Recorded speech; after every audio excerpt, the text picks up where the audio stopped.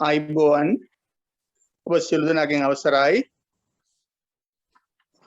අපේ ඉතිහාස සංඥාව වටහා ගැනීම දුක ඇතිවීමට හේතුව සොයා ගැනීම එහෙමත් නැත්නම් ඉතිහාස දෘෂ්ටිය නිවැරදිව හඳුනා ගැනීම තමයි දුකෙන් මිදීමට තියෙන එකම මාර්ගය. ඒ නිසා අපේ ඉතිහාස සංඥාව පිළිබඳ ගැටලුව නැත්නම් සරලව ගත්තොත් ඉතිහාස දෘෂ්ටිය ආරම්භයක් හැටියටම සාකච්ඡාවේදී මෙන්න මෙහෙම කාරණා කීපයකට ඔබේ අවධානය යොමු කළ යුතු තියෙනවා.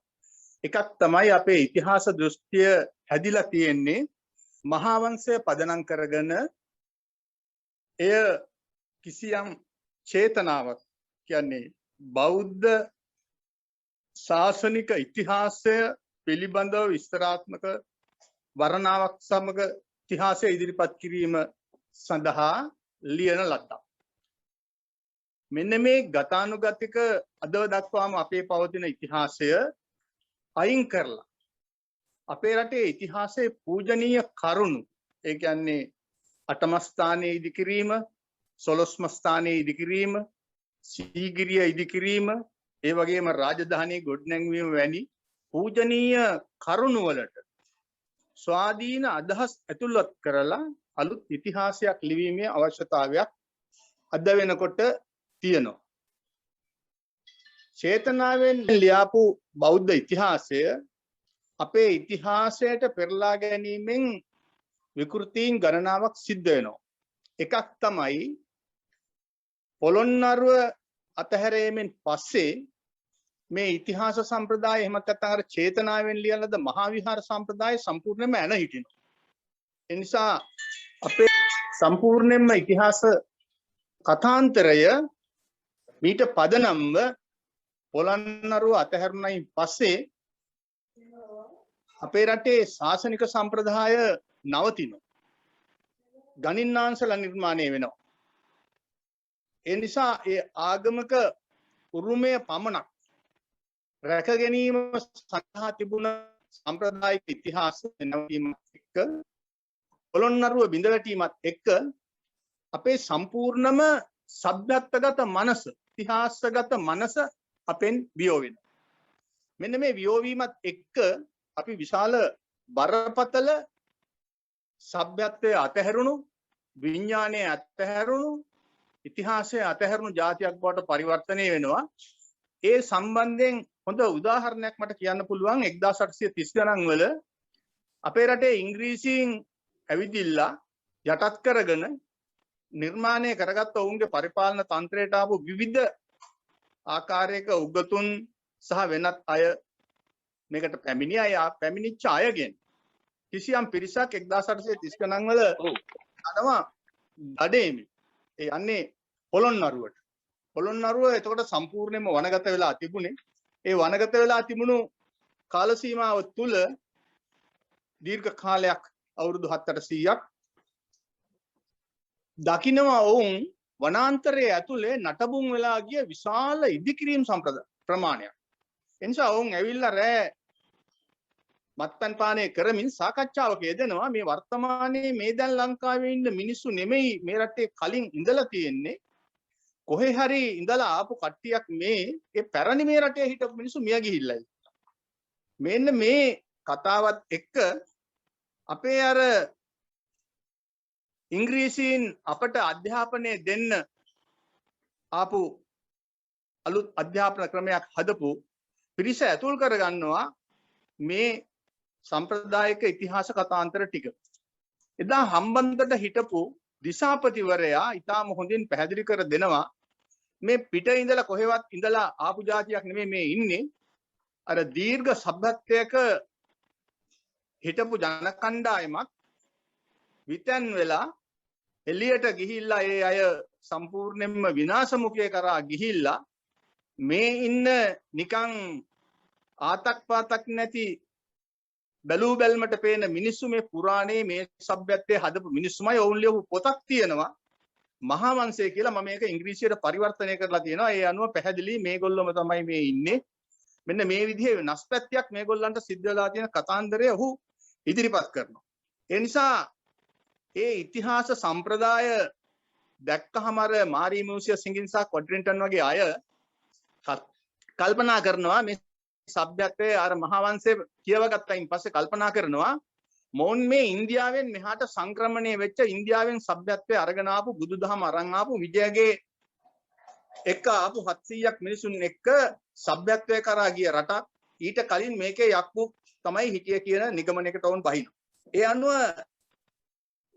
ඔවුන් ඉතිහාස සම්ප්‍රදායක් නිර්මාණය කරනවා ලංකාව ශිෂ්ටාචාරගත වුණේ ඉන්දියාවෙන් ඉන්දියාව ශිෂ්ටාචාරගත වුණේ පර්සියාවෙන් පර්සියාව ශිෂ්ටාචාරගත වුණේ ග්‍රීක රෝම සભ્યත්වයෙන් ග්‍රීක රෝම සભ્યත්වය තමයි ලෝකයේ මෙතෙක් බිහි වෙච්ච විශිෂ්ටතම සભ્યත්වය. ඒ නිසා යුරෝපා ජාතීන් තමන්ගේ මතවාදී ආධිපත්‍ය සඳහා ලෝකයේ පුරාම ශිෂ්ටාචාර ලෝකයට ග්‍රීකය පදනම් කරගත්ත දැනුම් සම්ප්‍රදායක් ඔවුන් නිර්මාණය කරනවා. ඒ නිසා මේ මත තමයි අපිට ඇවිල්ලා තියෙන සෑම ඉතිහාස ඒ නිසා මම ඔබට යෝජනා කරනවා ඉතිහාස පොතක් කියවනවා නම් ඒ ඉතිහාස පොත කියවන විට ඒ ඉතිහාස පොතේ රචකයා එහෙනම් ඉතිහාසඥයාගේ හඬට කන් දෙන්න ඕ කවුද කියලා හරියට හඳුනා ගන්න. සැබෑ ඉතිහාසයේ විමසුමට භාජනය විය යුත්තේ මිනිසුන්ගේ ඉතිහාස ක්‍රියා පිටුපස පවතින චින්තනය හා පරිකල්පන අවබෝධය ඔබ ලබාගත යුතුයි. ඒකේ කෘතිය තුල තියෙනවද කියලා බලන්න.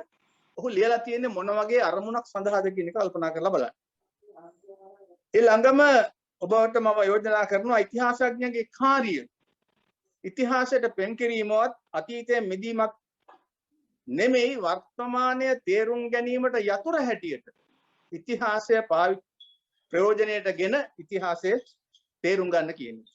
ඒ නිසා මේ අනුව අපි ළඟ තියෙන දැනුම කිසියම් අරමුණක් සඳහා නිර්මාණය කරපු දැනුම. බටහිර දැනුම ඔවුන්ගේ කිසියම් නිශ්චිත අරමුණක් සඳහාම නිර්මාණය කරපු දැනුම් සම්ප්‍රදායක්. ඒ නිසා දැනුමේ වළංගුකම පවතින්නේ අරමුණේ වළංගුකම මත. ඔවුන්ගේ අරමුණ මොකක්ද? ඒ මත තමයි ඔවුන්ගේ දැනුම් සම්ප්‍රදායන් ගොඩනගලා තියෙන්නේ. ඒ නිසා මේකත් වටහා ගැනීම ඔබට වැදගත් වෙනවා. ඒ නිසා ඉතිහාසය නිර්මාණය කරගත්තේ යුත්තේ වර්තමානය හා ඉතිහාසය අතර නිමක් නැති දෙබසක් හැටියට ගොඩනගා ගැනීම සඳහා. ඒ නිසා මම දැන් ඉතිහාසය එනම් අපේ ඉතිහාසයට ඉබිකම් කරලා බලන්න උත්සාහයක් කරනවා. අපේ ඉතිහාස සම්ප්‍රදාය ආරම්භ කරන්නේ එදා මිහිඳු මහ රහතන් වහන්සේ ලක්දිවට වැඩම කරලා දේශනා කරන ලද ධර්මයේ ලියන්න භාවිතා කිරීම ඊට පෙර ලියා තිබුණු සම්ප්‍රදායක් එක්ක තමයි ආරම්භ වෙන්නේ. ඒකට සම්ප්‍රදායට අපි කියන්නේ සීහල අට කතා කියලා. ඒ සීහල අට කතා සම්ප්‍රදාය තුල අපි ඊට පෙර අපේ රටේ පාලකයන් පිළිබඳව සහ වෙනත් කරුණු සම්බන්ධයෙන් විශාල විස්තර ප්‍රමාණයක් තියෙන්න ඇති. හැබැයි ඒ කිසිදු විස්තරයක් අපිට දැන් හඳුනා ගන්න නැහැ. මොකද ඒ සම්ප්‍රදාය ටික කාලයක් ගිහිල්ලා නිර්මාණය වෙනවා සිහල අට කතා වෙනුවට එදා ලියපු ඒ පාලි හෙළබසෙන් ලියපු අපේ සම්ප්‍රදාය වෙනුවට දෙවන ඉතිහාස සම්ප්‍රදායක් ආරම්භ වෙනවා. ඒ කියන්නේ දීපවංශය. දීපවංශය ආරම්භ වෙන්නේ ක්‍රිස්තු වර්ෂ 305 10 15 වගේ අතර කාලයක. ඒක ලියන්නෙම අර හෙළ සම්ප්‍රදාය පදනම් කරගෙන නෙමෙයි වලගම්බා රජු විසින්ගේ කාලයේදී අපේ රට ආක්‍රමණය කරන්න ආපු පූලහත්ත බාහිය පලේමාර පිළේමාර දාටික වැනි පංච පාණ්ඩයන් නැත්නම් පංච දකුණු ඉන්ද්‍රිය ආක්‍රමණිකයන් පළවා හැරීම පදනම් කරගෙන සිංහල ජාති වාත්සල්‍ය නිර්මාණය කර ගැනීම සඳහා ඊට පස්සේ දාදුසෙන් රජුරුවන්ගේ කාලයේ ක්‍රිස්තු වර්ෂ 440 50 කාලෙදී ලියවෙනවා මහාවංශ සම්ප්‍රදාය. මහාවංශ සම්ප්‍රදාය ඉන්නේ පැහැදිලිවම ගත්තොත් අපිට ඒකට මොන විදිහේ ආකල්පයන් අපිට කියන්න පුළුවන්කම තිබුණත් නිශ්චිතව පේනවා පරිච්ඡේද 37න් 15කට වැඩි ප්‍රමාණයක් 15ක් 16ක්ම ලියන්නේ දුටුගැමුණු රජුරුවන්ගේ යුද සංග්‍රාමයේ සහ මහා තුප්පිය ඉදිකිරීම පිළිබඳ වූ වර්ණාත්මක ගාථා පාඨයන්. හැබැයි මහාවංශ ඉතිහාස කතුවරයා තමන්ගේ ඉතිහාස දෘෂ්ටිය පොතේ ලියනවා. හැම පරිච්ඡේදයක්ම අවසන් කරන්නේ හුදී ජන පහන් සංවේගයේ උදෙසා ලියන ලද මහාවංශයේ අහවල් පරිච්ඡේදය නැත්නම් 10 වෙනි පරිච්ඡේදයේ මෙයින් නිමි. 11 වෙනි පරිච්ඡේදයේ මෙයින් නිමි. ඒ කියන්නේ අපේ ඉතිහාස සම්ප්‍රදාය උන්වහන්සේ නිර්මාණය කරපු ඉතිහාස සම්ප්‍රදාය ඉතාම පැහැදිලිව ලියනවා. මම මේ ලියන්නේ බුද්ධ ආදී මහා පුරුෂයන්ගේ වංශයේ ඉතිහාසය. ඒක උන්වහන්සේ කෘතියේ සඳහන් කරලා තියෙනවා. ඒ වගේම ඒකට දෘෂ්ටිවාදයක් ඇතුල් කරලා තියෙනවා. හුදී ජන පහන් සංවේගයේ උද්දේශා තමයි මම මේ ලියන්නේ. ඒ පහන් සංවේගය මොකද්ද? මේ බුද්ධ ආදී මහා පුරුෂයන්ගේ પરම්පරාව විසින් ලංකාවේ ජනයාට කිසියම් ආකාරයක ආධ්‍යාත්මික මඟ පෙන්වීමක් කරා කියන පණිවිඩය ගේනවා. ඒ නිසා බුදු පියාණන් ලක්දිවට වැඩම කරවීම, මහියංගණයට, ඒ වගේම නාගදීපයට, කැලණියට මේ වගේ ස්ථාන වලට වැඩම කරවීම පිළිබඳව මේ දෘෂ්ටිය පදනම් කරගෙන තියෙනවා. ඒ නිසා පොළොන්නරුව ඇද වැටුණයින් පස්සේ අර මම කලින් සඳහන් කරපු පොළොන්නරුව ඇද වැටුණයින් පස්සේ මේ දෘෂ්ටිවාදය සම්පූර්ණයෙන්ම නැතුව යනවා ලංකාවේ. ගිහිල්ලා මේ પરම්පරාව වෙනස් වෙනවා. අපේ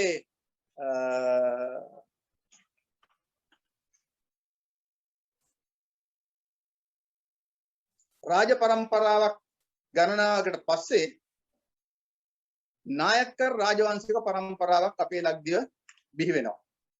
ඒ නායකකර් රාජවංශ પરම්පරාව බිහි වුණයින් පස්සේ මේකේ බිහි වෙනවා ඉතා විශිෂ්ට ගණේ භික්ෂුන් වහන්සේ නමක්. භික්ෂුන් වහන්සේ කෙනෙක් හැටියට නෙමෙයි ප්‍රසිද්ධ අර හිටියේ ගණින්නාංශ කෙනෙක්.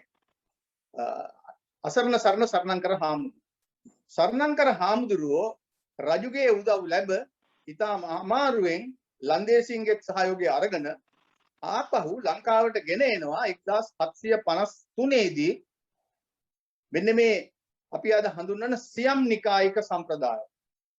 ඒ කියන්නේ දැන් අපේ රටේ තිබිච්ච අර බුද්ධ ආදී මහා පුරුෂයන්ගේ වංශයේ ඉතිහාසය ලියපු මහා ශාසනික සම්ප්‍රදායික ඉතිහාසය වෙනුවට ඊට පස්සේ පටන් ගන්නවා අපි මෙන්න මේ සියම් නිකාය පොදනම් කරගත්ත සංස්කෘතික ආගමික සම්ප්‍රදාය. ඒ අනුව අපේ රටේ ආපහු සංඝ ශාසනය පිහිටවනවා. මහනුවර අස්කිරිය පදනම් කරගෙන ඊට පස්සේ තවත් වසර 50ක් 60ක් යනකොට ඒකේ හිටපු භික්ෂුන් වහන්සේලා අතර ඇතිවෙච්ච තවත් ප්‍රශ්නයක් මත තවත් භික්ෂුන් වහන්සේ නමක් මැදහත් වෙලා ගුරුමේ අමරපුරයට ගිහිල්ලා අමරපුරයෙන් අරගෙන එනවා තව සම්ප්‍රදායක්. ඒක අමරපුර නිකාය හැටියට අපි දන්නවා. ඊට පසු කාලීනව රාමඤ්ඤ ප්‍රදේශයෙන් ගිහිල්ලා සම්පේගුවට ගිහිල්ලා තව ශාසනික සම්ප්‍රදායක් ගෙනවා. ඒකට අපි රාමඤ්ඤ සම්ප්‍රදාය කියලා කියනවා. ඒ නිසා අපේ ඉතිහාසයේ පුරාවට පැවතුන දීර්ඝ කාලයක් පැවතුන අර මහා විහාර සම්ප්‍රදාය ඇදවටුණයින් පස්සේ අපේ රටේ නිර්මාණය වෙන්නේ මෙන්න මේ ලංකාවට ගෙනාපු මෙන්න මේ චේතනා සහිතව ලියපු ඉතිහාස සම්ප්‍රදාය වෙනුවට අපේ රටේ එන්නේ ඊට පස්සේ මෙන්න මේ අලුත් නිකායික සම්ප්‍රදායක් ශාසනයේ හැටියට. ඒ නිසා සැබෑ ඉතිහාස සම්ප්‍රදායක් නිර්මාණය කර ගැනීම සඳහා සිංහල භාෂාව, ජාතිය හා රට පිළිබඳව අපිට අලුතෙන් කියවීමක් අවශ්‍ය වෙනවා. ඒකන පුළුල් අවබෝධයක් අපිට තියෙන්නට ඕන. අපේ රට කියන්නේ මොකක්ද? අපේ ජාතිය කියන්නේ මොකක්ද? අපේ භාෂාව කියන්නේ මොකක්ද කියලා. ඒ නිසා පළමුව මම විශ්වාස කරනවා ඔබට අපේ රට හඳුනා ගන්න පොඩි මහන්සියක් ගමු කියලා. ලංකාව පිහිටීම අතින් විශේෂිත ස්ථානයක පිහිටපු ඉතිහාසයේ පුරාවට ශිෂ්ටාචාර ප්‍රජාවන් සමග ලෝක ශිෂ්ටාචාරික ප්‍රජාවන් සමග ගනුදෙනුතුරු ජාතිය. ඒ නිසා අපේ ඉතිහාසය පටන් ගන්නේ දීර්ඝ ඉතිහාසයක්. ඉතිහාසයට ඉදිකම් කරන්න පොඩි උත්සාහයක් මීටින් එකකින් පස්සේ කතා කරමු. ඔබ සමග ආරම්භ කරන්න බලාපොරොත්තු වෙනවා. ලංකාව කුඩා රටක් නෙවෙයි. අපිට උගන්ලා තියෙන්නේ එහෙමනේ. අපේ රට බොහොම කුඩා රටක්. මේක කුඩා රටක් නෙමෙයි. ලෝකේ රටවල් 200 ගාණක් අතර මධ්‍ය ප්‍රමාණයේ රටක්. භූගෝලීය වශයෙන් ගත්තාම අපිට වඩා කුඩා රටවල් 100කට කිට්ටු ප්‍රමාණයක් තියෙනවා. ඊට වඩා කුඩා රටවල් බොහෝ ප්‍රමාණයක් තියෙනවා. ඒ වගේම සාක්ෂරතාවයෙන් ඉහළ තැනක රටක්. ඒ වගේම ජනගණත්වය ගත්තොත් අපි මධ්‍ය ප්‍රමාණයේ රටක්. විශාල ජනගහනයක් ඉන්නවා. අපේ නවසීලන්තයට වඩා සිංගප්පූරුවට වඩා විශාල ජනගහනයක් ඉන්න රටක්. ඒ වගේම වාර්ෂික ඒක පුද්ගල ආදායම් ගත්තත් අපි මධ්‍ය ප්‍රමාණයේ රටක්. ඒ නිසා අපි කුඩා රටක් නෙවෙයි. ඒ නිසා ලංකාව පිහිටීම අතින් ගත්තොත් අදින් අවුරුදු 10000කට කලින් ඉන්දීය භූමියෙන් වෙන් වෙලා වෙනම රාජ්‍යයක් වෙනම භූගෝලීය ඒකකයක් බවට පරිවර්තනය වෙනවා. අදින් අවුරුදු 10000කට කලින් උත්තරාද්‍රවයේ සිදුවෙච්ච දේශගණක විපර්යාසයක් නිසා අයිස් දියවීම නිසා අපේ රට ඉන්දියාවෙන් ගැලවෙනවා. ඉන්දියාව සමග තිබිච්ච සේතු බන්ධය ගැලවිලා අපි වෙනම දූපතක් බවට පරිවර්තනය වෙනවා. ඒ නිසා අවුරුදු 10000කින් පස්සේ මේ පොළවේ සිදුවුණු සෑම නිර්මාණයක්ම මේ බිමේ නිර්මාණය වෙච්ච ජනතාවගේ අප්‍රතහිත ධෛර්යයෙන් සහ කැපවීමෙන් නිර්මාණය කරගත්තේ. ඒ නිසා එදා අපිට ඒ සම්බන්ධයෙන් දැනට ලැබී තියෙන තොරතුරු අනුව ගත්තොත් නුවරඑළිය හා එළිය හෝටන් තැන්නේ මඩවගුරු වල කැණීමක් කරා අපේ රටේ බිහිවෙච්ච විශිෂ්ට පුරාවිද්‍යාඥයෙක් වෙච්ච ටී.ආර්. ප්‍රේමතිලක ශූරීන් එතුමා ඒ කැණීමෙන් එළිදරව් කරා බාර්ලි සහ ඕට්ස් ලංකාවේ වවලා තියෙනවායි කියලා නුවරඑළිය. එසා මේක පිළිගන්න කැමති වුණේ නැහැ කිසි ලෙසකින්වත් ලෝකයේ කිසිදු පුරාවිද්‍යාඥයෙක් හෝ කිසිදු විශ්වවිද්‍යාලයක්. ඒ නිසා මේ ටී.ආර්. ප්‍රේමතිලක ශූරීන් නෙදර්ලන්තයේ ස්ටොක්හෝම් විශ්වවිද්‍යාලයත් එක්ක එකතු වෙලා දෙවෙනි වර ලෝකයේ ඉන්න ප්‍රකට පිළිගත් සියලු තෘණ විද්‍යාඥයින්ව ගෙන්නලා මේ කැණීම කරා. එතුමා ඒ වෙලාවේදී ඔප්පු කරා ස්වභාවික වනාන්තරයක බාර්ලි සහ ඕට්ස් වැවිච්චාම ඒ බාර්ලි සහ ඕට්ස් වල තියෙන පරාගවල විශේෂත්වයයි ගෘහාශ්‍රිත ඇති කරන ලද සතුන්ගේ මල මුත්‍රා ගවයින්ගේ සහ එළුවන්ගේ වැනි සතුන්ගේ මල මුත්‍රා එකතු කරලා නැත්නම් පෝර දාලා වවපුවම හැදෙන බාර්ලි සහ ඕට්ස් වල පරාගවල තියෙන වෙනස. මේ අනුව ලෝකේ පිළිගත්තා ලෝකේ මුලින්ම ගොවිතැන කරා ගිය ගොවිතැන ආරම්භ කරපු ජාතිය සිංහල මිනිස්සු කියලා. ඒ නිසා ඒක අපි කවුරුත් දන්නේ නැහැ.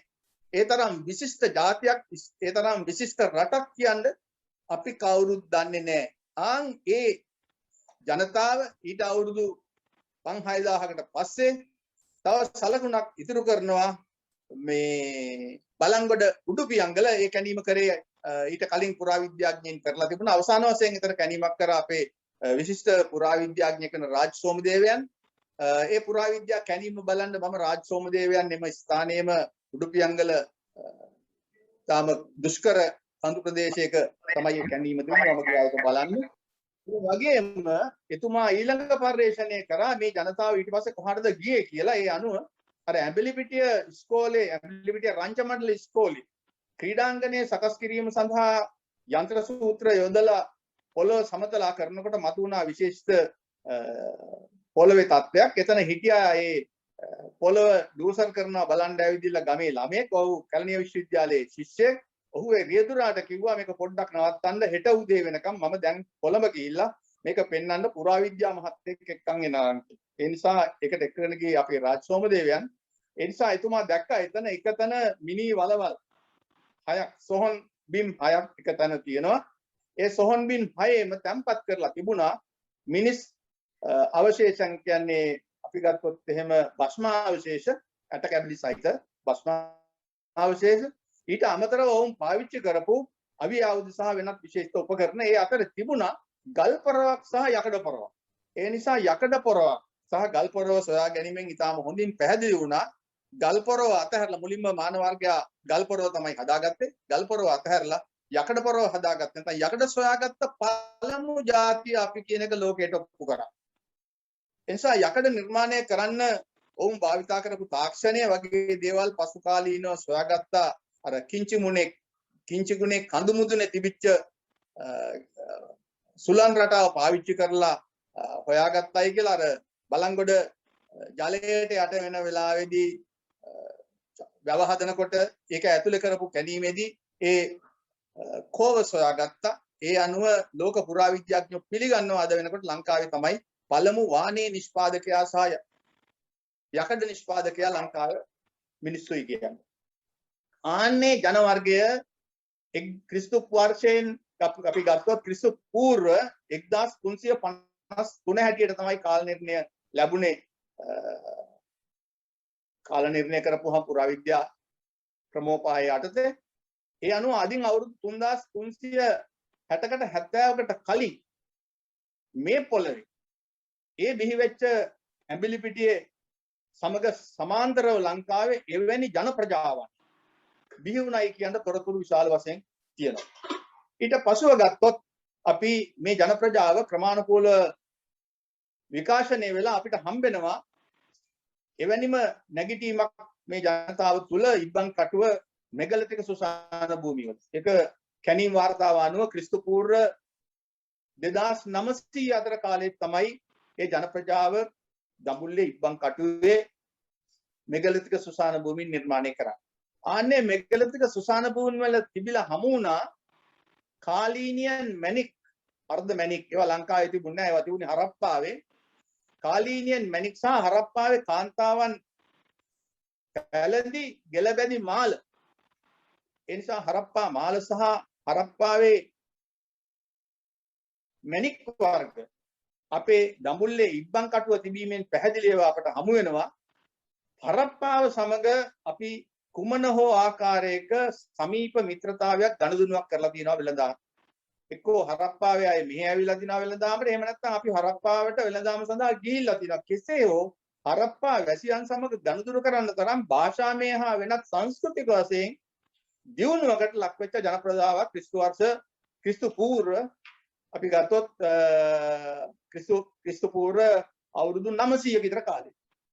ඊට පස්සේ අපිට හම්බෙනවා එවැනිම පුරාවිද්‍යා සාක්ෂියක් අපේ පුරාවිද්‍යාඥයෙක් කීර්තිමත් ලංකාවේ අපේ බලංගොඩ මානවය අස්වාගත්ත පරම්පරාවේ පුරාවිද්‍යාඥයෙක් විසින් ඇතුල් නුවර කරන කැණීමකදී මතුවෙනවා අක්කර 68ක් පුරා විහිදුණු නාගරික ශිෂ්ටාචාරයක නගරක තොරතුරු. තාම හොඳින් වසන ලද කානු සහිත කළුගලින් වසන ලද කානුපියන් හදපු කානු තිබුණු වීති තිබුණු මම්මාවක් තිබුණු විධිමත් අක්කර 68ක් පුරා විහිදුණු නගරයක් ඇතුල් නුවර අනුරාධපුර ඇතුළු.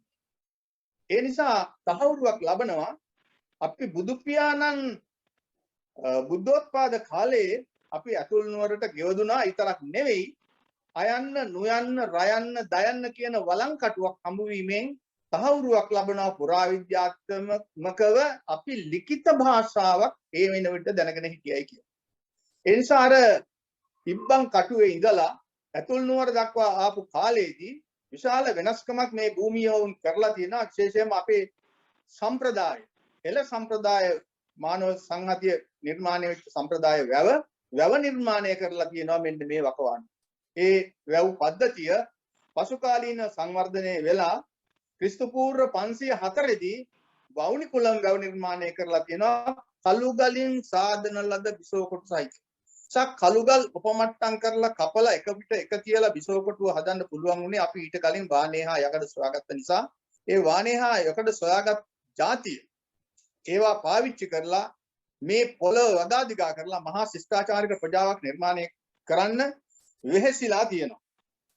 මෙන්න මේ කාලේ වෙන විට ඊට සමගාමීව ඒ කාලෙම ක්‍රිස්තු පූර්ව 900 ඊතර ලෝක ශිෂ්ටාචාරික ප්‍රජාවත් මිත්‍රශීලීව එක එක තැන්වල ගමන් ගිය මාවතක් තියෙනවා. ඒකට අපි කියනවා සේදමාවත, ගොඩබිම් සේදමාවත කියලා. චීනයේ නැන්කින් ඉඳලා ග්‍රීසියේ ඇතැන්ස් දක්වා ඇතක්ම 5500ක් අස්සය බූරුව ඔටුවන්ගේ පිටින් මේ ශිෂ්ටාචාර සංකලනයක් සිදු කරලා තියෙනවා. ඒකට දීර්ඝ ඉතිහාසයක් තියෙනවා.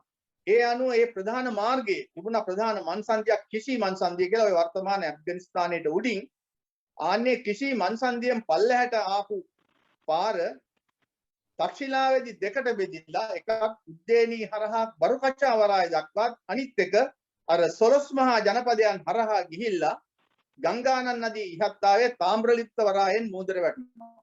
සා මෙන්න මේ පාරවල් දෙකම අන්නාර ක්‍රිස්තු පූර්ව 900 700 අතර නිර්මාණය වෙච්ච මම්මාවත් දෙකක්. මෙන්න මේ මාවත් දෙකට වෙළඳාම සඳහා අපි ඇතුල් වෙලා තියෙනවා. ඊට කලින් මම හිතනවා මේ රටට එන්න ඇති පළමු විදේශීය ජනවර්ගය දකුණු ඉන්දියානු ද්‍රවිඩ ජනවර්ගය වෙන්නට ඕන. මන්නාර මහරහා සේතු බන්ධයේ ඉතා කුඩා පටු ස්ථානයන් තරණය කරමින් එඩිතර අය මේ රටට යම් වෙළඳ බඩු අරගෙන ගිහිල්ලා අර සේදමාවතේ අයට පෙන්වීම සඳහා විකිණීම සඳහා ඉන්න ඇති. අන්න ඒ ක්‍රියාවලියට කලින් ක්‍රිස්තු පූර්ව 2000 දී විතර අර රුසියානු ස්ටෙප්ස් තනබිම්වල ජීවත් වෙච්ච සංචාරක එඬේර ගෝත්‍රිකයන් ගණනාවක්ම දේශගුණික විපර්යාසයක් නිසා යයි ඔවුන් පල්ලෙහාට එනවා ග්‍රීසිය දක්වා එක කණ්ඩායමක් එනවා තව කොටසක් පර්සියාට යනවා තව කොටසක් අන්න අර පැරණි ඔය කිසි මන්සන්දිය දක්වා තිබුණු මාවත දිගේ ඒ පාර දිගේ ඇවිල්ලා ඉන්දියාවට ගොඩ වදිනවා ක්‍රිස්තු පූර්ව 2000 1500 අතර කාලෙදී ඔවුන් තමයි අර 12 මහා ජනපදයන් නිර්මාණය කරන්නේ. එසා 12 මහා ජනපදවල අදිංචි වන ආර්යෝ අන්න අර උඩ ඉඳලා ආපු අර රුසියානු ස්ටෙප්ස් තනබිම් වල ඉඳලා ආපු විවිධ තැන් වලින් ඒකාරාශී වෙච්ච විවිධ තරංග රැලි ගණනාවක් හැටියට වෙන්වෙන් කාණ්ඩ වශයෙන් ඇතුල් වෙච්ච කණ්ඩායම් ඒ සියලුම දෙනා සුදු අය. ඒ නිසා ඉන්දු ආර්යයන් හැටියට අපිව ගණන් ගැනීම පැහැදිලි ලෙසම විකෘතියක්. මොකද අපි ආර්යයන් නෙමෙයි. නමුත් අපි සඳහන් කරන්නේ අපි ආර්යෝ හැටියට අපි ආර්යෝ නෙවෙයි. අපි වෙනත් කණ්ඩායමක්. ඒ ආර්යයන්ගේ භාෂාව නෙමෙයි අපි භාවිතා කරන භාෂාව. හේතුව තමයි මේ ලෝකේ කොතනකවත් භාෂාවක ඈ කියන ස්වර දෙක නැහැ. ඒ ඈ කියන ස්වර දෙක නිර්මාණය කරේ ලංකාවේ සිංහල භාෂාවේ පමණයි. ඒ නිසා ලංකාවේ භාෂාවත් ලංකාවේ මිනිස්සුත් ලංකාව කියන රටත් ලංකාවේ සભ્યත්වගත ඉතිහාසයත් ලෝකයේ අනිත් තැන් වලට වඩා විශේෂයෙන්ම වෙනස්. මේක ස්වේච්ඡාවෙන් සමියම ශක්තියෙන් ස්වශක්තියෙන්ම නැගී හිටපු ජාතියක් භාෂාවක් නිර්මාණය කරපු ජාතියක්. ඒ නිසා මේ ලෝකේ විශේෂිත ජාතියක්. අර ශිෂ්ටාචාරික ලෝකයේ සියලු ශිෂ්ටාචාරිකයන් එක ගනුදෙනු කරන්න පුළුවන්කම අපිට තිබුණා. ඒ නිසා මේ ගොඩබිම් සේදමාවත නිර්මාණය වෙලා වසර 200කට විතර පස්සේ ක්‍රිස්තු පූර්වයෙන් ගත්තොත් අවුරුදු 300කට විතර කලින් 400කට බුද්ධ සමා වෙනවට ක්‍රිස්තු පූර්වනේ බුද්ධ පූර්ව 200කට විතර කලින් මෙන්න මේ ගොඩබිම් සේදමාවත වෙනුවට අපි සොයා ගන්නවා මෙනි මානව සංහතිය සොයා ගන්නවා කාලය අඩු කර ගැනීම සඳහා චීනයේ රැන්කින් සිට ග්‍රීසියේ ඇතැන්ස් දක්වා යන්න මූදු මාර්ගයෙන් පාරක්. ඒ නිසා ද්විවාර්ගික සුළං රටාව 6 මාසයක් එක පැත්තකට හුලං ගන්නවා තව පැත්තක් 6 මාසයකට අනිත් පැත්තට හුලං ගන්නවා කියන අවබෝධය ලබා ගත්තයින් පස්සේ ඔවුන් ඒ රුවල ආධාරයෙන් මේ දෙපැත්තටම ගමනාගමනයේ යෙදෙනවා. ආන්ගේ යෙදෙනකොට අදින් අවුරුදු 2700කට 800කට කලින් 2700කට 800කට කලින් මේ මුහුදු සේදමාවතේ විශේෂිත වරායක් නිර්මාණය වෙනවා. මුහුදු සේදමාවතේ හරිමද මන්නාරම්. අනේ මන්නාරම් වරාය විසින් අපිට ලෝක මානව ප්‍රජාව විශාල වශයෙන් ගෙන එනවා. ඒ නිසා අපි ග්‍රීක්වරු සමගත්, පර්සියන්වරු සමගත්, චීන ශිෂ්ටාචාරිකයන් සමගත්, ඉන්දියාවේ විවිධ ශිෂ්ටාචාරික ජන ප්‍රජාව සමගත්, ලෝකයේ ඒ වෙනකොට ශිෂ්ටාචාරකය කරා පියමැන්න සියලු ජාති සමග අපි මන්නාරම වරාය සමග ගනුදෙනු කරනවා. අපේ රටට එනවා විශේෂ වෙළඳ ද්‍රව්‍ය ගෙනියන්න. ඒ තමයි මුතුමැණික්, ඇද්දත්, කැස්බෑ ලෙලි වගේ දේවල්. ආන් ඒවා සොයාගෙන ආපු අර මුල්ම දකුණු ඉන්දිය දෙමළ ජන ප්‍රජාව අර සේද මාවතට ගිහිල්ලා ඒ මාවතේ බඩු විකුණනකොට වෙළඳ මධ්‍යස්ථානවල බඩු හොමාරු කරනකොට ඒ වෙළඳුන් අහන්න ඇති මේ විශේෂ වෙළඳ ද්‍රව්‍ය කොහෙන්ද ගෙනාව. ආන් ඒ වෙලාවේ ඔවුන් කිය එහෙට යන්න බෑ. එහෙ ඉන්නේ යකු කියලා. ඒ නිසා යකුන් පිරිදෙවිනක් බවට බුද්ධ පූර්ව කාලයේදීම ඉන්දියාවේ මිනිසුන් අතර රැව්පිල් රැව් දෙන්නට ඕනේ. මෙන්න මේ වෙළඳපොළ රැක ගැනීම සඳහා ලක්දිවට ආපු ලෝක වෙළඳ ප්‍රජාවට බඩු අරගෙන ගිය කිසියම් ආකාරයක තමන්ගේ ලාභය පදනම් කරගත්ත අරමුණ තුල ගමන් කරගත්ත වෙළඳ කණ්ඩායම්. ඒ නිසා ලංකාව යකුන් පිරිදෙවිනක් හැටියට තමයි ඉන්දියාවේ ප්‍රසිද්ධ ගියේ. ඒ නිසා මේක පසු කරලා කිසියම් ආකාරයකින් එඩිටර් වෙළඳු ලංකාවට ඇතුල් වෙන්න ඇති මේ තනි ඒකාධිකාරය නවත්තලා වෙළඳ බඩු ගෙන යන්න. ඒ නිසා අර මුල්ම වෙළඳ මහා මාර්ගයේ නිර්මාණය වුණයින් පස්සේ අර කියන ගොඩබිම් ඡේදමාවත නිර්මාණය වුණයින් පස්සේ නිර්මාණය වෙච්ච ගොඩබිම් ඡේදමාවතට වෙළඳ ද්‍රව්‍ය ගෙන යාම සඳහා වෙනත් විවිධ ජන වර්ගයන් ලංකාවට එන්නේ නැති. ඒ අනුව තමයි ලංකාව වටා මූද ආශ්‍රිතව කුඩා ජනපද බුද්ධ පූර්ව කාලයේදීම අපේ රටේ නිර්මාණය වෙන්නේ. නාගදීපේ, ගෝකන්නේ, තඹපන්නියේ, මන්නාරම, උත්තලමේ, මීගමුවේ, බේරුවල, කැලණියේ මේ ආදි වශයෙන් ගත්තාම තිසමහාරාමයේ දක්වා කිරින්ද ඒ දක්වා දිගටම මූදු ආශ්‍රිත සංචාරක ජන කණ්ඩායම් වල පදිංචියක් නැත්නම් ජනපදකරණයක් අපිට දකින්න පුළුවන්කම තියෙනවා. මෙන්න මේ ජනපදකරණය තුල හිටපු විවිධ විදේශීය වෙළඳුන් විසින් ලංකාව ඇතුලේ විවිධ වැඩ කටයුතු වලට ලංකාවේ එනවා. ඒ එන අතරදී අපේ රටට ක්‍රිස්තු පූර්ව ඔය කියන බුද්ධ පූර්ව කාලයට පෙරම ලංකාවේ මැණික් ගැරීම සඳහා ඇවිල්ලා තියෙනවා පර්සියානුවෝ. පර්සියානුවන්ගේ පැමිණීමත් එක්ක රත්නපුරේ මැණික් ගැරීම සඳහා ආපු පර්සියානු මැණික් ව්‍යාපාරිකයෙක් තමයි අර බුදුහාමුදුරන්ට මුණ ගැසෙන්නේ මහියංගනේදී සුමන සමන් හැටියට. අපිට පහු කාලෙක සුමන සමන් දෙවියෝ වෙනවා. එහෙම වෙන්න හේතුව තමයි අපි පර්සියානුවන්ව සඳහන් කරන්නේ දෙවිවරු හැටියට. ලස්සන අලංකාර, ඡවි වර්ණ, ඊටාම දිග කළු කෙස් සහිත දෙවියන් මෙන් ලස්සන රූසපුවක් තිබුණ මිනිස්සු ලෝකයේ හිටියානම් පළමු වතාවට ලෝක මානව ප්‍රජාව අඳුරගත්තේ පර්සියන්වරු.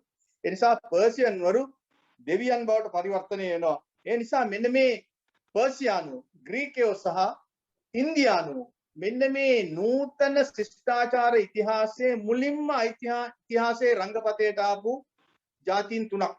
චීන්නු ඇරුණු විට. චීන්නු අපේ ලෝක ඉතිහාසයේ බොහෝ විට වෙන්ව පවතින්නේ ඔවුන්ගේ ජන වර්ගයේ තව කොහෙවත් දේශයකින් ඔවුන් මිශ්‍ර කරේ නැහැ. ඒ නිසා ඔවුන්ට අමතරව ගත්තොත් මෙන්න මේ පර්සියානුවෝ සහ ග්‍රීකයෝ, ඉන්දියානුවෝ මේ ලෝක ඉතිහාසයේ රංගපතේට නිර්මාණය වෙනවා. ලෝකේ පළමු විශාල අධිරාජ්‍ය බුදුහාමුදුරුවන්ගේ කාලේ වෙනකොට පර්සියාවේ ඩේරියස් හදලා ඉවරයි. ඒක චක්‍රවර්ති රාජ්‍යයක්. මිසරේ ඉඳලා චීන දේශ සීමාව දක්වා නැත්නම් ඉන්දියාවේ හිමාල කඳුපාමුල දක්වා විශාල අධිරාජ්‍යයක් ගොඩනගනවා. ඒක කෑලි 20කට සත්‍රප්‍ර රාජ්‍යයන් 20කට පරිවර්තනය කරලා පාලනය කරනවා. අධිරාජ්‍යයක් පාලනය කිරීමේ සූත්‍ර මුලින්ම නිර්මාණය කරන්නේ ඔවුන්. ඒ නිසා දිනපතා ඔවුන් මේ අධිරාජ්‍යයේ තොරතුරු ගැනීම සඳහා නිර්මාණය කරගත් සංනිවේදන ක්‍රමෝපායක් තිබුණා. ඒ නිසා පර්සියානුවන් පරාජයට පරිවර්තනය කරලා ඒ වෙනකොට සමාජයේ පර්සියානුවන් උත්සාහ කරනවා ඒ වෙනකොට තමා සමග තරඟයට ඉන්න ග්‍රීක්වරු පරාජය කරලා ලෝක අධිරාජ්‍යයේ කිරුර ගන්න ඕනයි. අන්න ඒ නිසා මහා සයිරස් තීන්දුව කරනවා ග්‍රීසිය ආක්‍රමණය කරන්න. ග්‍රීසිය ආක්‍රමණය කරන්න ගිය කතාව තමයි අපිට හම්බෙන්නේ වෙනත් ආකාරයකට වෙනත් කතාන්දරයක් එක්ක මේක ගත්තොත් එහෙම අර සුරාසුර යුද්ධය සම්බන්ධය කරන සාහිත්‍ය කතාන්තරවල තියෙන මේ පර්සියාව සහ ග්‍රීසිය අතර සිදුවෙච්ච යුද්ධය සාහිත්‍යයට නැගීමක්. ඒකේ තමයි අර පර්සියානු ආක්‍රමණය දැනගෙන ග්‍රීසියේ පාලකයින්ට තමන්ගේ පුරය වටලන්න පර්සියානුව යුද බිමෙන් ඇවිල්ලා ළඟට ඇවිල්ලායි කියන දැකපු එක ග්‍රීක මිනිහෙක් තමයි මැරතන් තමයි සතපුම් 26යි යාර 385ක් දුර දුවලා ගිහිල්ලා එක හුස්මට මේ පණිවිඩය කියලා ඇද වැටෙනවා. ඒ නිසා එදා ඉඳලා අදටත් ලෝකේ ක්‍රීඩා තරඟවලදී මැරතන් තරඟය කියන්නේ අන්නේ සතපුම් 26යි යාර 385ක් දුර එදා ග්‍රීසිය බේරා ගැනීමට ඔහු කරපු කැපවීම සිහිපත් කිරීම සඳහා. ඒ නිසා මෙන්න මෙවැනි සාහිත්‍යයක් අපේ රටේ ඉතිහාසයේ තියෙනවා. මෙන්න මේ අකමානුවෙම ඉන්දියාවේ අධිරාජ්‍යයක් නිර්මාණය කර ගැනීම සඳහා අජාසත් බුදුහාමුදුරුවන්ගේ ඉන්න කාලේ ඉඳලම අර කුඩා ගෝත්‍රික සමාජයන් යටපත් කරලා වෙන බලවත් මගධයක් නිර්මාණය කරනවා. ඒක අවසානයේ මගධේ නන්දවරුන්ගේ කාලේ දක්වා දිවෙනවා. අජාසත්තගේ කාලේ ඉඳලා නන්දවරු දක්වාම ඒ මගධ රාජ්‍යයේ හමුදා සෙන්පතියන් හැටියට වැඩ කර කටයුතු කරලා තියෙන්නේ මෝරියවරු කියන ජන කොටසක්. මෝරියවරුන්ට තමයි අපි මෞර්යෝ කියලා කියන්නේ. අන්නේ මෝරියවරුන්ගේ හිටපු එක සෙම්පතියෙක් අර ග්‍රීක්වරු ඉන්දියාව ආක්‍රමණය කරන්න පර්සියානුවම් පරද්දලා ක්‍රිස්තු වර්ෂ 4 වෙනි සියවසේදී මහා ඇලෙක්සැන්ඩර්ගේ ආගමනය නවත්තන්න තමයි චන්ද්‍රගුප්ත හමුදා අරගෙන තක්ෂිලාව දක්වා ගමන් කරන්නේ. ආන්ගේ ගමන් කරලා ඇලෙක්සැන්ඩර්ගේ පසු බිහිවෙච්ච ග්‍රීක පාලකයන් සමග සටන් කරලා ඇලෙක්සැන්ඩර් යටපත් කරපු ප්‍රදේශය අත්පත් කරගෙන විශාල අධිරාජ්‍යක තත්ත්වයකට දීර්ඝ යුද්ධයක් කරනකොට නන්දවරු පණිවිඩයක් යවනවා අජාසත්තර වහාම ඇවිල්ලා අල්ලාගත්ත ප්‍රදේශ නන්දවරුන්ට බාර දෙන්න කියලා. ඒකට ඔහු හරියට කම් නුදුන්න නිසා ඔහුව අල්ලගෙන යන්න නන්දවරු හමුදාවක් යවනවා චන්ද්‍රගුප්තව අල්ලගන්න. ආන්නේ චන්ද්‍රගුප්තව අල්ලාගත්තයින් පස් අල්ලගෙන යන්න ආපු හමුදාව එකතු වෙනවා ඔවුන් එක්ක. ඒ නිසා චන්ද්‍රගුප්ත ඒස්තනියත් එක්ක ඇවිදින්න නන්දවරු මරලා මගධ අධිරාජ්‍යයේ ආරම්භක නායකයා බවට පත් වෙනවා. චන්ද්‍රගුප්ත හදපු විශාල අධිරාජ්‍යය ස්ථාවර කරගෙන ඉන්න බින්දුසාර ඊට පස්සේ ඔහුගේ පුතා අශෝක ඒ අධිරාජ්‍ය තවත් විශාල කරලා කාලිංගය ආක්‍රමණය කරලා විශාල අධිරාජ්‍යයක් නිර්මාණය කරලා ඒක ස්ථාවර කරගන්න බැරි වෙනකොට ඒ වෙනකොටත් කුඩා කණ්ඩායම් වලට කැඩී බිඳී විසිරී ගිහිල්ලා පළවෙනි සංගායනාවෙන් දෙවෙනි සංගායනාවෙන් කිසියම් ආකාරයක ධර්මයේ සංයුක්ත කරගෙන හිටපු ශාසනික සම්ප්‍රදාය ආරක්ෂා කරගෙන හිටපු හාමුදුරුවරු දැකලා ඒ හාමුදුරුවරුන් එක්ක මිත්‍ර වෙලා ඒ ආධ්‍යාත්මික මඟ පිළිබඳ පරිශන කරනකොට මොග්ගලී පුත්තිස්ස මහරහතන් වහන්සේ මුණ ගැහිලා තුන්වෙනි ධර්ම සංගායනාව කරලා තමන්ගේ අධිරාජ්‍ය ස්ථාවර කර ගැනීම සඳහා සහ තව ලෝකයේ අනෙකුත් අධිරාජ්‍යයන්ගෙන් එන උවදුරු නවත්වා ගැනීම සඳහා මේ බුදුදහම අශෝක දහම් බවට පරිවර්තනය කරනවා. අධිරාජ්‍ය උවමනාවන් සඳහා බුදුදහමට යම් වෙනත් මඟ පෙන්වීමක් ඔහුගේ අතට අරගෙන ඔහු කරනවා. ඒ නිසා බුදුදහමේ උගන්වූ කාරණා වලට අදාළව එහි සංස්කෘතිය එහි ගමන් මඟ වෙනස් කරමින් එක ජගත් ආගමක් බවට පරිවර්තනය කරනවා. බුද්ධ දර්ශනය ආගමක් බවට පරිවර්තනය කරන්නේ මෙන්න මේ තුන්වෙනි ධර්ම සංගායනාවත් එක්ක අශෝක අධිරාජ්‍යය තමන්ගේ ගුණාවන් සඳහා. ඒ නිසා ගාන්ධාරය දක්වාත් මැලේසියාව දක්වාත් බුරුමය දක්වාත් පර්සියාව දක්වාත් ලංකාව දක්වාත් අධිරාජ්‍යයේ අවශ්‍යතාවයන් වෙනුවෙන් මහ ජනතාවට ආධ්‍යාත්මික මඟ පෙන්වීමක් සඳහා බුද්ධ ආගම බවට පරිවර්තනය කරනවා බෞද්ධ දර්ශනය. මෙන්න මේ බෞද්ධ දර්ශනය බුද්ධ ආගම බවට පරිවර්තනය කිරීම විසින් වාසියක් සිද්ධ වෙනවා. එකක් තමයි කුඩා ප්‍රාන්ත ඉගැන්වීමක් බවට පරිවර්තනය වෙලා විනාශයට යන්න තිබිච්ච බෞද්ධ ඉගැන්වීම් ජගත් දර්ශනයක් බවට පරිවර්තනය කරන්නේ අශෝක. ඒ නිසා අශෝක ඉතිහාසයේ එකතු කරපු මෙහෙවර අශෝකා හා සමකල හැකි අධිරාජ්‍යයක් ආයේ මේ මිහිපිට බිහි වෙන්නේ නැහැ. ඒ නිසා අශෝකා ඒ තරම් විශිෂ්ට මෙහෙයක් කරනවා. ඒ නිසා අධිරාජ්‍යයක් ලෙස නැගී ආපු ලංකාවේ අර ඇතුල් නුවර ස්ථාවර කරගත්ත අධිරාජ්‍ය අපේ ස්තෙන්රත් පරණ විතාරණ ශූරීන් ග්‍රීකයෝ සහ මෞර්යෝ කියන පොතේ ලියා තියෙන ආකාරයට ලංකාවේ රජු යුද්ධයෙන් යටපත් කරගන්න බැරි නිසා ඒ වන විට දකුණු ඉන්දියාවේ ප්‍රදේශයන් දෙකක් අපේ රටේ පාලකයන්ට යටත්ව තිබුණ නිසා ආන්ගේ ප්‍රදේශ යටපත් කර ගැනීම සහ ලංකාව තමන්ගේ ඉගැන්වීම මත ආධ්‍යාත්මිකව ශික්ෂණයකට ලක් කර ගැනීම සඳහා අශෝක විසින් ආරම්භ කරපු ධර්ම යුද්ධය විසින් අධිරාජ්‍යයන් නැගීම වළක්වීම සඳහා පාවිච්චි කරපු ක්‍රමෝපාය නිසා අපේ දේවානම්පියතිස්ස රජුරවන්ට සිද්ධ වෙනවා අපේ රටේ අර වැව විසින් උගන්වපු දහම හා සමාන දහමක් අශෝකගේ ඉදිරිපත් කරන දහමත් එක්ක සමපාත වන නිසා මේක එතුවක් රටේ රාජ්‍යයට රජුට නිල ආගමක් නොතිබිච්ච නිසා කලාපයේ බලවත් අධිරාජ්‍යයාගේ ආගම රාජ්‍යයේ නිල ආගම බවට පරිවර්තනය කරගන්න. නිසා එදා ඉඳලා අපේ රටේ අර ඊට කලින් තිබුණ හෙළටුවා සම්ප්‍රදාය වෙනුවට වෙනත් සම්ප්‍රදායක ඉතිහාස කතාන්තර ප්‍රවත් අපේ රටේ එකතු වෙන්න පටන් ගන්නවා. භාෂාවත් ඒ වගේම රාජ්‍යයේ භාෂාව බවට පාලි භාෂාව පරිවර්තනය වෙනවා. ඒක අනුරාධපුර රාජ්‍ය සභාවේ භාෂාව බවට පරිවර්තනය වෙනවා. හැබැයි මේ රටේ මිනිස්සු සිංහල මිනිස්සු තාම දුක් මහන්සියෙන් තමන්ගේ උරුමය එමත් නැත්නම් භාෂා උරුමය අතහරින්න නැතුව තියාගෙන ඉන්නවා. ඒක අපිට හම්බ වෙනවා කැටපත් පවුරෙන්. ඊට අමතරව අපිට හම්බෙච්ච ඒ කාලේ සිකවලඳ විනිස වගේ පොත් වලින් හම්බ වෙනවා. ඊට පස්සේ අපිට ඒ රාජ්‍යයේ භාෂාව පාලි භාෂාවෙන් පොළොන්නරුවේදී සංස්කෘත භාෂාවට මාරු වෙනවා. සංස්කෘත භාෂාවෙන් රාජ්‍ය පාලනය කරත් අර සාමාන්‍ය මහ ජනතාව යලිත් ඒ සිංහල භාෂාව පාවිච්චි කරපු නිසාම 9 වෙනි සියවස වගේ වෙනකොට සිද්ධාර්ථ සංග්‍රහ වගේ මූලෝපායන් ලියපු නැත්නම් ව්‍යාකරණ පද්ධතිය ලියපු කවි පොත් ලියවෙනවා. ඒවත් එක්ක මහ ජනතාව වෙන විදියකින් මේ සියලු දුෂ්කරතා මැද්දේ තමන්ගේ ජාතිය සහ භාෂාව රට රැක ගැනීම සඳහා වන සටනේදී භාෂාව හා ජාතිය අතනොහැර රැකගන්න.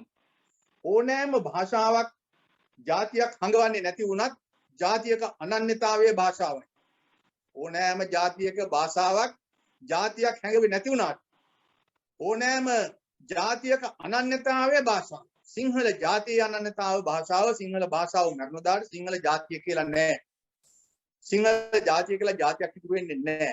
ඒ නිසා මේ භාෂාව රැක ගැනීමත් මම හිතනවා අපි කාගේත් වගකීම. මෙන්න මේ ඓතිහාසික සංසිද්ධි සියල්ල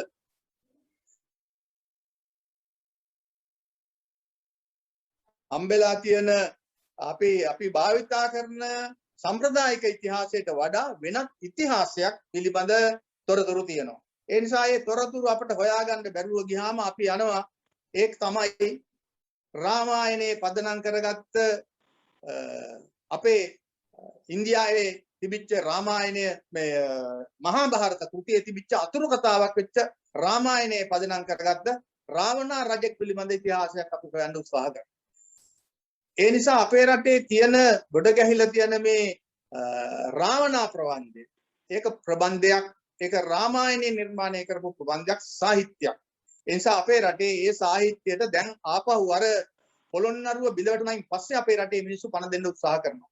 ඊට කලින් අපේ රටේ රාමායනය පිළිබඳ සාකච්ඡාවක් මේ රටේ තිබුණේ නැහැ. රාවණා කෙනෙක් ගැන දැනගෙන හිටියේ නැහැ. ඒ නිසා අර දකුණු ඉන්දීය සහ වෙනත් රටවල තිබිච්ච කතා පුවත් පොතපත පැමිණීමත් එක්ක එදා මහා භාරතයේ රාමායනයේ ලංකාපුර කියලා තිබුණේ ලංකාවයි කියලා එදා තායිලන්තයේ තිබුණ ලංකාපුරයේ වෙනුවට වර්තමාන ලංකාවට ලංකාපුරය ඇතුළත් කරමින් අපේ ඉතිහාස සම්ප්‍රදායට වෙන වෙන කයි කතන්දර ඇතුළු කරලා තියෙනවා. ඒ නිසා මෙන්න මේ කතාන්තර වෙන් කරගන්නට ඕන. අපි උදාහරණයක් හැට ගත්තොත් මේ පර්සියානුව මැණික් ගැරීම සම්බන්ධයෙන් කියන කතාවේදී අපේ රටේ දකුණේ දෙවුන්දර දේවාලය දැනට පුරාවිද්‍යාත්මක කැඳීමකින් මතු කරගෙන තියෙනවා. පර්සියාවේ අහුරමන්දා දෙවියන් ඇදහිීම සඳහා එදා ලංකාවේ මැණික් ගරන්න ආපු පර්සියානුවන් විසින් හදපු දේවාලයක අතිවාරම පුරාවිද්‍යාත්මකව තහවුරු කරලා තියෙනවා. එතන අපේ බෞද්ධ සාහිත්‍යයත් එක්ක ගත්තාම බුදුහාමුදුරුවෝ විජය රජුරුව ලංකාවට එනකොට අර බුදුහාමුදුරුවෝ ලංකාවට වැඩම කරන කාලේ හිටපු සුමන සමන් නැතිව දෙවුන්දර පාලකයා හැටියට ඉඳලා තියෙන්නේ වෙන කෙනෙක්. ඔහු තමයි අපි ගත්තොත් ඔහුගේ නම මේඝ උප්පලවන්න. මේඝ උප්පලවන්න තමයි හිටියේ. ඒ නිසා උප්පලවන්න පහු කාලයක උපුල්වන් දෙවියන් බවට පරිවර්තනය වෙනවා. ඔව්. ඒ නිසා උපුල්වන් දෙවියන් වගේම අපේ රටේ ශාසනික සම්ප්‍රදාය තව බොහෝ දේවල්. අපි උදාහරණයක් හැටියට ගත්තොත් පර්සියානුවන් පිළිබඳ කතාන්තරය. ඒ වගේම අනුරාධපුර ඇතුල් නුවර පිළිබඳ කතාන්තරය අපි දන්නේ නැහැ.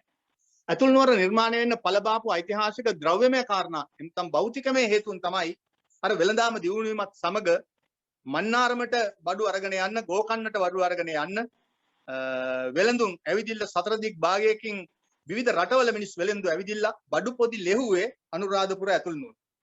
ඒ නිසා ඒ ඇතුල් නුවරට එකතු වෙච්ච වෙළඳුන් පිළිබඳ කතාන්තරයේ තමයි මහා වංශ කතෘතුමා අපේ රටේ තිබිච්ච කතාන්තර නැත්නම් මිනිසුන් ළඟ තිබිච්ච ප්‍රවෘත්ති එකතු කරලා මේ අනුරාධපුර නගරය පිළිබඳ විස්තරයක් කියන්නේ. ඒක තියෙනවා එක තැනක යෝන සභාක වස්තු කියලා යවණයෝ හිටියයි කියලා යවණයින්ට වීදියක් වෙන් කරා. ග්‍රීක්වරු ක්‍රිස්තු පූර්ව 4 වෙනි සියවසේ උන්වහන්සේගේ ඉදිරිපත් කිරීම එක්ක පණ්ඩුකාභය රජුරුව හදපු නගරය ඇතුලේ ග්‍රීකයෝ හිටියා නම් ග්‍රීකයින්ට වීදියක් වෙන් කරා නම් කොච්චර ග්‍රීක වෙළඳුන් එදා ලංකාවට එන්නේ නැද්ද? චීන වෙළඳුන් කොච්චර ලංකාවට එන්නේ නැද්ද? ඒ සියල්ල සිදු වෙන්නේ අන්න අර ක්‍රිස්තු පූර්ව 4, 5, 6 වගේ කාලවල. ඒ නිසා අපි මේ තරම් පුරාවිද්‍යාත්මක සාක්ෂියක් අතේ තියාගෙනවත් අපි කවුරුවත් අපේ රටේ ඉතිහාසය සම්බන්ධයෙන් ඇතුල් නුවර සාකච්ඡාවකට ගන්නේ නැහැ. අපේ විශ්වවිද්‍යාල පද්ධතියට මේ පුරාවිද්‍යා සොයා ගැනීම ඉතිහාස පෙළපොතට ඇතුල් කරන්න තරම් ශක්තියක් නැහැ. ඒ නිසා මෙන්න මේ නිසාම අපේ රටේ සම්ප්‍රදායික ඉතිහාසයක් සැබෑ ඉතිහාසයක් අතර විශාල පරස්පරතාවයක් තියෙනවා.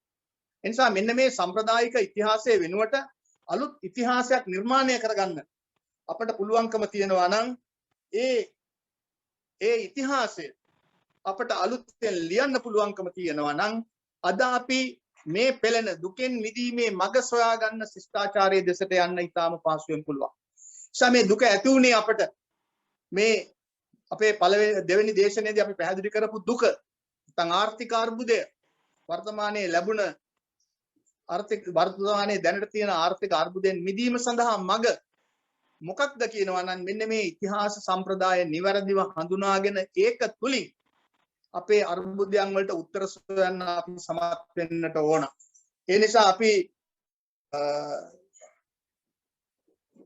අපේ සම්ප්‍රදාය වැව තමයි අර ක්‍රිස්තු පූර්ව 9 වෙනි සියවසේ ඇතුල් නුවර ගෙවදින විට ඉබ්බන් කටුවේ ගොඩනගලා අපි කියන නිසා වැව සම්ප්‍රදාය සම්බන්ධනුත් යමක් ඔබට පැහැදිලි කළ යුතුව තියෙනවා. ස්වභාවික වර්ෂාව දේශගුණය ඍතුව තමයි මානව ප්‍රජාවට යම් යම් පණිවිඩයන් ලබා දුන්නේ. ඒ නිසා වැව හදන්න තීන්දුව කරේ අපි අර බල්ලන්ගොඩ ප්‍රදේශයේ අපේ මුල් උප්පත්තිය ලැබුවට ජල බහුල ප්‍රදේශයේ තුල අපට වගාදිගා කරන්න බෑ. ස්වභාව ධර්මයේ අනවරත ජල ගැලීම් වලට ජල අධික ලෙස ලැබෙන නිසා අපට මේ ප්‍රදේශයේ නිශ්චිතව වගා කරන්න බෑ. අපි වවන භෝගයට වඩා ස්වභාවිකව වල් භෝගයේ වැඩිපුර වැවෙනවා. ඒ නිසා වගාදිගා කළ හැකි භූමිය සොයාගෙන ඔවුන් ආවා ලංකාවේ උතුරු දිග මහ පැණිතලාව. ආන්ගේ උතුරු දිග මහ පැණිතලාව ඊටාම හොඳින් පේනවා. ඒ වගේම ඒකී බොකු සහිත ස්ථානයන් පේනවා. වැස්සක් අවසන් වෙච්චාම බොකු ස්වභාවික බොකු ස්ථානවල වතුර තැම්පත් වෙනවා. ඒ වතුර එකතු කරලා ගොවිතැන් කරන්න මාසයක් සති දෙක තුනක් රැස් වෙලා තියෙනවා. හිටවන භෝගය හොඳට හදන්න පුළුවන් වල් භෝග වැවෙන්නේ නැහැ. සූර්ය තාපයේ වැඩි කාලයක් වටෙන්නේ. ඒ නිසා ඔවුන් තීන්දුව කරනවා මෙන්න මේ වගා කළ හැකි වඩා විශාල ජන ප්‍රජාවක් නිර්මාණය වර්ගය බෝ කර ගැනීම සඳහා විශාල හොඳ ආහාර ප්‍රමාණයක් සකස් කර ගන්න පුළුවන් වෙන්නේ මෙන්න මේ වියලි තැනිතලාවේදී කියලා. ඒ වියලි තැනිතලාවේ තිබුණ ස්ථානවල වැව නිර්මාණය කරන්න අදහස උපදින්නට ඕන අදින් අවුරුදු 3000කට කලින්. ඒ නිසා ඇතුල් නුවරට යන්න කලින් අර දඹුල්ලේ ඉබ්බන් කටුව වැව අපි දන්නවා ඒ මහා ජන ප්‍රජාවක් නැත්නම් අදටත් අපිට දකින්න පුළුවන් සුසානයන් 200කට වැඩි ප්‍රමාණයක් තියෙන ස්ථානයක්. එවැනි ස්ථාන ලංකාවේ පොම්පරිප්පුවේ ඒ වගේම අනුරාධපුරෙන් එහා බොහෝ ස්ථානවල ලංකාවේ මෙගලිතික සුසාන භූමිය කියන්නේ වෙන තැනක ආදාහනය කරන ලද අයගේ භස්මාවශේෂ අරගෙන ඇවිල්ලා ලොකු කළුගල් හතර පැත්තෙන් තියලා ඉබි කට්ටක්සේ රවුමට සාදාගත් කටුවකින් ඒ හතර මැද්ද තියෙන තමාගේ ඥාතීන්ගේ භස්මාවශේෂ වහන්න තරම් ඉහළ සංස්කෘතික ඥානයක් නිර්මාණය කරගත්ත ජන ප්‍රජාව. ඒ නිසා ඔවුන්ට පුළුවන්කම තිබුණා මෙන්න මේ වතුර නැවතුන තැන කිසියම් ආකාරයකින් වතුර වැඩියෙන් රඳවා ගැනීම සඳහා බැම්මක් හදලා පිටින් පස් ගෙනල්ලා දාලා පුරවලා කුඩා වැවක් අක්කරයක දෙකක වැවක් නිර්මාණය කරගන්න. ඒ නිසා ඒ වැව තුල වතුර අතින් අරගෙන ගිහිල්ලා ගොවිතැන් කරනවට වඩා ඒ බැම්ම සිදුරක් කරලා බටයක් දාලා නැත්නම් සොරව්වක් හදලා ගොවිවලට ජලය ගෙනියීමේ තාක්ෂණය තවත් අවුරුදු 100ක් සමහරක් ඇතුළත වුන් උකා ගන්නට ඇති. ආන්නේම ආරම්භ කරපු වැව් සම්ප්‍රදාය විසින් වැව විසින් නිෂ්පාදන මාදිලිය විසින් අපට විශාල සම්පත්‍යක් උරුම කර දුන්නා. අර බුදුහාමුදුරෝ සප්ත අපරිහානීය ධර්ම දේශනා කරන්නේ ලිච්ඡ විද්‍යාව බලලා සමගිය රැස්වීම, සමගිය සාකච්ඡා කිරීම, සමගිය තීන්දුව ගැනීම, සමගිය විසරවීම, කුලකාන්තාවන්ගේ ගෞරවය ආරක්ෂා කිරීම කියන ඒ සප්තපරිහානීය ධර්ම අපට වැවයි ගන්නවා. ඒ නිසා අර සියලු දෙනා එකතු වෙලා බැම්ම හැදුවයින් පස්සේ වැහි කාලේ එනවා. මෙන්න මේ කාලෙදි දැන් වහින්න ළඟයි. දැන් ඉදන් සුද්ධ කරගමු. ඊට පස්සේ දැන් අපි එකට වපුරමු. දැන් එකට කපමු. දැන් එකට ගබඩා කරමු. දැන් මේවා රැස් කරලා තියාගමු. මෙන්න මේ කියන සමගිව රැස්වීම සහ සමගිව සාකච්ඡා කිරීම සම්පූර්ණයෙන්ම වැව විසින් එකතු පාදා කරපු නිසා විශාල සભ્યත්වයක් හුදකලාව තනිව නොයන මානව සමාජයක් නිර්මාණය කරා. ඒ මානව සමාජය ඒකාබද්ධ කිරීම විසින් ඒ වැව විසින් උගන්වපු දහම විසින් මේ සભ્યත්වය නිර්මාණය කරා. ඒ නිසා මේ රටේ නිර්මාණය කරපු සભ્યත්වය නිර්මාණය කරපු සංස්කෘතිය සිංහල සංස්කෘතිය දේවානම් පියතිස්ස රජුරුවන්ගෙන් පස්සේ තමයි ඒක සිංහල බෞද්ධ සංස්කෘතිය බවට පරිවර්තනය වෙන්නේ. සිංහල බෞද්ධ සભ્યත්වය බවට පරිවර්තනය වෙන්නේ. ඒ නිසා ක්‍රිස්තු පූර්ව 500 විතර වාගේ කාලෙදී අර කළුගල් කපලා විසෝකොටුව හදලා තමන්ගේ ගොවිමේ අක්කර 300ද 400ද 500ද කියන එක හරියට නිශ්චය කරගෙන ඒකට අදාළ වන ජලකඳ වරට දෙවරට තුන් වරට නිකුත් කරන්නේ කොයි ප්‍රමාණයද කියලා මැනලා නිකුත් කරා ඒ විසෝකොටුවෙන්. මේ දැනුම අපිට ඇත්තටම හම්බෙන්නේ මෑත කාලීනව ලංකාවට ආපු බටහිර ඉංජිනේරු මහත්තුරුන්ගෙන් පාකර් මහත්තයලා වගේ වෙන විවිධ නිලධාරීන් එකතු කරපු කාරණා මත මේ විසෝකොටුව පිළිබඳ විස්තර වුන් පොතපතේ සඳහන් කරලා තියෙනවා. ඒ නිසා මේ ශිෂ්ටාචාරය සමග මේ වාරි තාක්ෂණ ඉංජිනේරු විද්‍යාව සමග සැසඳිය හැකි වාරි ඉංජිනේරුමය තාක්ෂණයක් ලෝකයේ කිසිම රටක නැහැ. යම් ප්‍රමාණයකට හෝ තියෙනවා නම් තියෙන්නේ චීන සભ્યත්වයේ තුල පමණයි.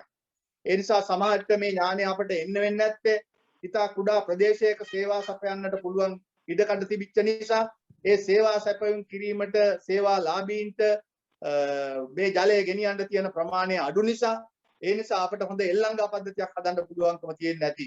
ඒ නිසා වතුර පාවිච්චි කරලා යලිත් මුදා හැරලා යලි පිරිසුදු කරලා යලි ආපහු ප්‍රයෝජනයට ගැනීම සඳහා වැව් ඉහත්තාවේ ඊට උඩින් වැවෙන් ආපු පරිහරණය කරලා ආපු වතුර වැව් ඉහත්තාවේ වැව් කලයේදී පිරිසුදු කරලා පෝටා වැටි දාලා වෙනත් ආකාරයක රැකවරණයන් දීලා වැව හදලා සොරවුව හදලා මඩ සොරවුව හදලා විසෝකොටුව හදලා වැව ආරක්ෂණ පත් විශේෂයෙන්ම වැව හුදකලා මානව නිර්මාණයක් හැටියට නෙවෙයි පරිසර පද්ධතියේ අංගයක් හැටියට මේක හොඳට ඔබ සියලු දෙනා මතක් කරන්නට ඕන. ලෝකයේ කිසිදු ශිෂ්ටාචාරිකයෙකුට එවැනි නිර්මාණයක් කරන්න පුළුවන් වුණේ නැහැ. පරිසර පද්ධතියේ බාහිරව නිර්මාණය කරාට මානව දෑතකින් නිර්මාණය කරාට පරිසර පද්ධතියේ අංගයක් ලෙස පවතින වැව් ඉහත්තාව වැව් කැලය පෝටා වැටි විසෝකොටු මේ සියල්ල මඩ සොරවුව රළපනාව මේ සියල්ල හදලා පරිසර පද්ධතියේ අංගයක් හැටියට ජල ගබඩා කරා. එවැනි වැව් 30000කට වැඩි ප්‍රමාණයක් මේ පොළොන්නරුව සහ අනුරාධපුර රාජධානීන් දෙක ඇතුලේ අපි නිර්මාණය කරා. ඒ නිසා මේ මනස සම්පූර්ණයෙන්ම අපේ බිඳ වැටුණා. පොළොන්නරුව චූල සම්ප්‍රදාය නැත්නම් අනුරාධපුරේ නිර්මාණය කරපු මෙන්න මේ මහා සම්ප්‍රදාය අර ඉබ්බන් කටුවේ ඉඳලා ගිය මහා සම්ප්‍රදාය අනුරාධපුර රාජධානියත් එක්ක මහා වැව් සම්ප්‍රදායක් බවට පරිවර්තනය වෙනවා. පළවෙනි වතාවට ලංකාවේ වසඹ රජුරෝ රජු මැදහත් වෙලා වැව් හදන්න මහ වැව් හදන්න පටන් ගන්නවා. ඊට කලින් තිබුණේ කුඩා වැව් සම්ප්‍රදාය. මහජනයා තමයි වැව හැදුවේ. මහජනයා තමයි වැව හදාගත්තේ. මහජනයා තමයි වැව රැකබලාගත්තේ. නඩත්තු කරේ ප්‍රයෝජනය ගත්තේ සියල්ල. ඒ සියල්ල කරලා රාජ්‍යයේ අවශ්‍යතාවයකට යුද්ධයක් වැනි අවස්ථාවකට ආහාර අවශ්‍ය නම් ස්වේච්ඡාවෙන්ම තමන්ගේ ගමෙන් රට බේරා ගැනීම සඳහා ඒ ලැබිය යුතු පංගුව රජුට ලබා දුන්න පාලනයක් තමයි අනුරාධපුර මහා සම්ප්‍රදාය. ආන්ගේ සම්ප්‍රදායට එකතු වෙන වසඹ රජුරුවන්ගෙන් පස්සේ රජු මැදහත් වෙලා මහා වැව් හදන්න පටන් ගන්නවා. ඒ සම්ප්‍රදාය ලොකු වෙනවා. මහසෙන් මහා වැව් හදනවා. ධාතුසේන මහසෙන් වගේම ආපහු තවත් ලොකු වැව් හදනවා. මේ සම්ප්‍රදාය වෙනතකට යනවා. ඒ නිසා ලොකු තාක්ෂණයක් දැනුමක් රජු විසින් මැදහත් වීම විසින් මේ වාරි පද්ධතියට එකතු වෙනවා. ඒ නිසා අනුරාධපුර මේ මහා සම්ප්‍රදාය විසින් ලෝක වාරි විශ්වය නිර්මාණය කරනවා. කලා වැවේ ඉඳලා මන්නාරම දක්වායි මන්නාරමේ යෝධ වැව දක්වා සතපුන් 100 ගාණක් හතපුවක් අඟලකට අඟටට හතපුමක් අඟලට භාගයට අඟල් 4කට 5කට ජලානතිය සහිතව දීර්ඝ නිමාවක් දක්වා අරගෙන ගිහිල්ලා මන්නාරම යෝධ වැව හදලා ඒ වාරි විශ්මය ලංකාවේ නිර්මාණය කරනවා. ඒ නිර්මාණය කරපු වාරි විශ්මය අද දකින්න නැහැ. නූතන වාරි ඉංජිනේරු මහත්තුරු ටික මේ සભ્યත්වයේ කිසිවක් නොදැන බටහිරින් ඉගෙනගෙන ආපු මහත්තුරු ටික මේ ජයගඟ කපා විනාශ කරලා නූතන වාරි ශිල්පය වෙනස් කරලා තියෙනවා. ඒ නිසා අපිට විශාල කම්පාවක් ඇති වෙන්නට ඕන මේ මහා ඓතිහාසික හැකියාවන් තිබුතු මේ වාරි ඉංජිනේරු ක්‍රියාකාරකම් දැනගෙන හිටපු කිසිම රජ කෙනෙක් කිසි දවසක ගඟක් හරස් කරලා වතුර නවත්තලා මහ ජලාශය හැදුවේ නැහැ. ගඟකට දිවතක් බැඳලා ගඟේ වතුර ටිකක් වැඩිපුර එළියට අරගෙන ඒක ගිහින් රඳව ගත්තා. ඒ නිසා එහෙම තමයි අපේ රටේ පැරණි රජවරු වැව් හැදුවේ. ගඟෙන් වතුර අරගෙන නෙමෙයි. මොකද ගඟෙන් වතුර ගන්න අවශ්‍යතාවයක් ගඟෙන් වතුර ගන්න එක වැරදි කියන එක මේ රජවරු දැනගෙන හිටියා. මොකද මහවැලි ගඟේ හරි වෙනත් ගංකාරි මධ්‍ය කඳුකරේ ඉඳලා එන වෙනත් අපද්‍රව්‍යයන් ඇවිල්ලා විශේෂයෙන්ම වෙනත් තෘණ වර්ගවල ඇට වර්ග තැම්පත් වීම විසින් තමන්ගේ භූමියේ තැම්පත් වීමෙන් ඒක වරදක් වෙනවා. ඒ වගේම රොම්මඩ වගේ දේවල් තැම්පත් වීම වෙනවා. එහෙම නෙමෙයි, තමන්ගේ කලාපයේ ජලයත් රැකගනිමින් මදි තැන්වලදී පමණක් පිටින් වතුර ටිකක් ගත්තා. ඒ නිසා එවැනි සભ્યත්වයක් හදපු જાතියක් අපි, එවැනි ශිෂ්ටාචාරයක් නිර්මාණය කරපු අපි. ඒ සભ્યත්වය සම්පූර්ණයෙන්ම නූතන රාජ්‍යයේ ඒ මහා සම්ප්‍රදාය බිඳවට්ටලා අර පොළොන්නරුවේ නිර්මාණය කරපු චූල සම්ප්‍රදාය ඉංග්‍රීසියෙන් දකින්නවා. ලංකාවේ මහ වැව් හදලා තියෙනවා. ඒ නිසා ඉංග්‍රීසියෙන් පටන් ගන්නවා 1900 1800 ගණන් වල. මේ රටේ මිනිස්සුන්ට පිටින් කණ්ඩ ගෙනල්ලා දෙන්න ඕනේ නැහැ. මේ මිනිස්සු ලව්වා හාල් හදවන්නට ඕනේ. තමන්ගේ වුවමනා එපාකම් සඳහා යුරෝපයට බඩු ගෙනියන්න පුළුවන්කම තියෙනවා. යුරෝපයේ බඩු මෙහෙට කියලා වෙනදක් කරන්න පුළුවන්කම තියෙනවා. ඒ නිසා අපි ආපහු අපිව තල්ලු වෙනවා අර 1931 රාජ්‍ය මන්ත්‍රණ සභාවත් එක්ක කෘෂිකර්ම ඇමතිකම අපේ ඩී.එස්. නායක මහත්තයාට දීමත් එක්ක අර ලෝක යුද්ධයේ බලපෑමෙන් තුවාල වෙච්ච අයට සහන සැලසීම සඳහා යලි ගොවි ජනපද නිර්මාණය කරන්න ගංගා හරස් කරලා ජලාශ හදන්න පටන් ගන්නවා. පළමුව අම්පාරේ හදනවා. එහෙම විශාල ජලාශයක්. ඒකට අදාළව පස්සේ හදනවා ගංගා භූමි නිම්න සංවර්ධන මණ්ඩලය කියලා ආයතනයක්. ඒ ඔස්සේම ගිහිල්ලා 1969 අපේ රටේ පාලකයෝ මහවැලි ගඟ හරස් කරලා වතුර හරවලා උක්කු වලින් වතුර අරගෙන බෝවතන්නට ගෙනල්ලා ඒ වතුර වියලි කලාපයට යවන්න සැලසුමක් සකස් කරනවා. මම හිතනවා මේක තමයි ඊළඟ ඛේදවාචකයේ අපේ සමස්ත වාරි පද්ධතියම නූතන ඉංජිනේරුවෝ කිසිදු දැනුමකින් තොරව ඉවක් බවක් නැතුව විනාශ කරනවා. මෙන්න මේ ගම්ගා නිම්න භූමි සංවර්ධන මණ්ඩලයත් සේනානායක හමුදාවත් නිර්මාණය කිරීමේ අත්දැකීම් එක්ක මහවැලිය නිර්මාණය කරලා 1969 පස්සේ මහවැලි ව්‍යාපාරය පැරණි අනුරාධපුර වාරි පද්ධතිය සම්පූර්ණ වාරි පද්ධතිය විනාශ කරනවා. බෝවතන්නෙන් හරවපු ජලය කලාවට අරගෙන කණ්ඩලම වැව හරහා කලා වැව හදලා ඒ වතුර ටික එච් කලාපයට ගෙනියනවා. අනිත් වතුර ටික අඹංගඟට දාලා එළහැර පැරණි යමුනෙන් හරවලා ගිරිතලේ වේල්ල දක්වා ගිරිතලේ සහ මින්නේරිය පරාක්‍රම සමුද්‍රයට වතුර අරන් යනවා.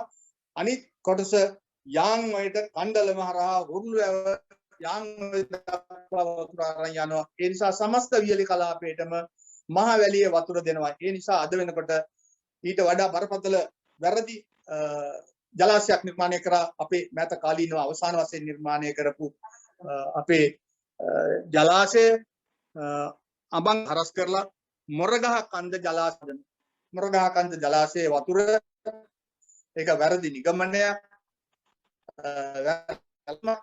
ඒ නිසා අද ඒ ජලය වයඹට විශේෂයෙන්ම මහනුවර පැත්තේ වතුර අනිත් පැත්තෙන් දඹුලු කම්පාවලින් එකතු වෙන කිසියම් එක පාර්ශ්වයක වතුර විශාල වශයෙන් එකතු වෙලා අපේ බතලගොඩ වැව හදන්නේ ඒ වතුර පාලනය කරන්න පැරණි මහසෙන් රජුරෝ ඒ ජලය යලි දැදුරුවෙන් එකතු වෙලා තුම්මෝදරදී මේ ජලය ගොවිතැන සඳහා යොදවන්න ඕනයි කියලා මහා පරාක්‍රම බාහු රජුරෝ තුම්මෝදර බැම්ම හදනවා. ඒක කැඩිලා යනවා. ඒ නිසා පරාක්‍රම බාහු රජුරෝ දැනගන්න අසාදන්න බෑ කියන එක. ඒ අත්දැකීම ලබන්නේ ඔව් පඬුවස් නුවර රජකම් කරන කාලේ දක්ෂිණ දේශයේ ආධිපාදවරයා හැටියට ඔහු පඬායව හදනවා. ඒ වගේ පරිශ්‍රණයන් ගන්නාවක ප්‍රතිඵලයක් හැටියට තමයි ඔහු පොළොන්නරුවට ගිහිල්ලා පොළොන්නරුව ජලාශය හදන්නේ නැත්නම් මහා පරාක්‍රම සමුද්‍රය හදන්නේ. ඒ නිසා මේ සියල්ලගෙන් ලබාගත් අත්දැකීම් ගැන කිසිදු සැලකිල්ලක් දක්වන්නේ නැතුව නූතන යුරෝපීය උගතුන්ගේ මඟ පෙන්වීමේ යටතේ තා විශාල වැරදි ටිකක් අපි අද වෙනකොට කරමින් යනවා. ඒ නිසා මේකේ අවසාන ප්‍රතිඵලය තමයි සිංහල ශිෂ්ටාචාරයේ විනාශ වීම. සිංහල ශිෂ්ටාචාරයේ විනාශ වීම. ඒකේ ජාතික පදනම සිංහල ශිෂ්ටාචාරයේ නැගී සිටියා වූ ජාතික පදනම වියලි තනිතලාවත ගොඩ නැගුණු අර වැව් 30000කට වඩා වැව් කමුණු නිර්මාණය කරපු එල්ලංගා පද්ධතියක් සාර්ථකව පවත්වාගෙන ගිය ඒ මහා ශිෂ්ටාචාරය විනාශ කරලා තියෙනවා. ඒ නිසා අපේ ඉතිහාස සංඥාව නොදැනීම අපේ ඉතිහාස සංඥාව නොදැනීම දුකට හේතුව අපි එදා දුක කතා කරා. දුකට හේතුව තමයි මෙන්න මේ ඉතිහාස සංඥාව හරියට අපි නොදන්නාකම. ඒ නිසා කිසම් හෝ වාසනාවක් අද අපට ඇවිල්ලා තියෙනවා මේ කොරෝනා රෝගයත් එක්ක. ඒ නිසා යලි පාලකයන් සහ මහ ජනතාවට ආපහු බිමට බර වුණු සංකල්පනා නිර්මාණය කරගන්න සිද්ධ වෙලා තියෙනවා. වාහන ගේන්න නැහැ, ආහාර ගේන්න ඩොලර් නැහැ, පෝර ගේන්න ඩොලර් නැහැ. ඒ නිසා ඉදිරියේදී බරපතල ආහාර යුගයක් සිද්ධ වෙනවා. වියදම් කරන්න ඩොලර් නැතු වෙනවා. ඒ සියල්ල අපිට විශ්වලාගත් ආශිර්වාදයක් වුණා මේ කොරෝනාවෙන් මතු කරපු තත්ත්වය. ඒ නිසා මෙන්න මේ තුල නව සංවාදයක් මේ රටේ බුද්ධිමය සමාජය නිර්මාණය කරගන්නට ඕන. ඒ නිසා අපි සියලු දෙනා මෙන්න මේ බුද්ධිමය අවකාශයක් තුල මේ රට ගොඩනගන්නේ කොහොමද කියන සංවාදය බුද්ධිමය අවකාශයක් තුල නිර්මාණය කරගන්නට ඕන. ඒ නිසා තවදුරටත් මේ රටේ පැරණි තිබුණ අර සංගවේදගුරු ගොවිකම්කරු බලවේග තවදුරටත් බලවේග නෙවෙයි.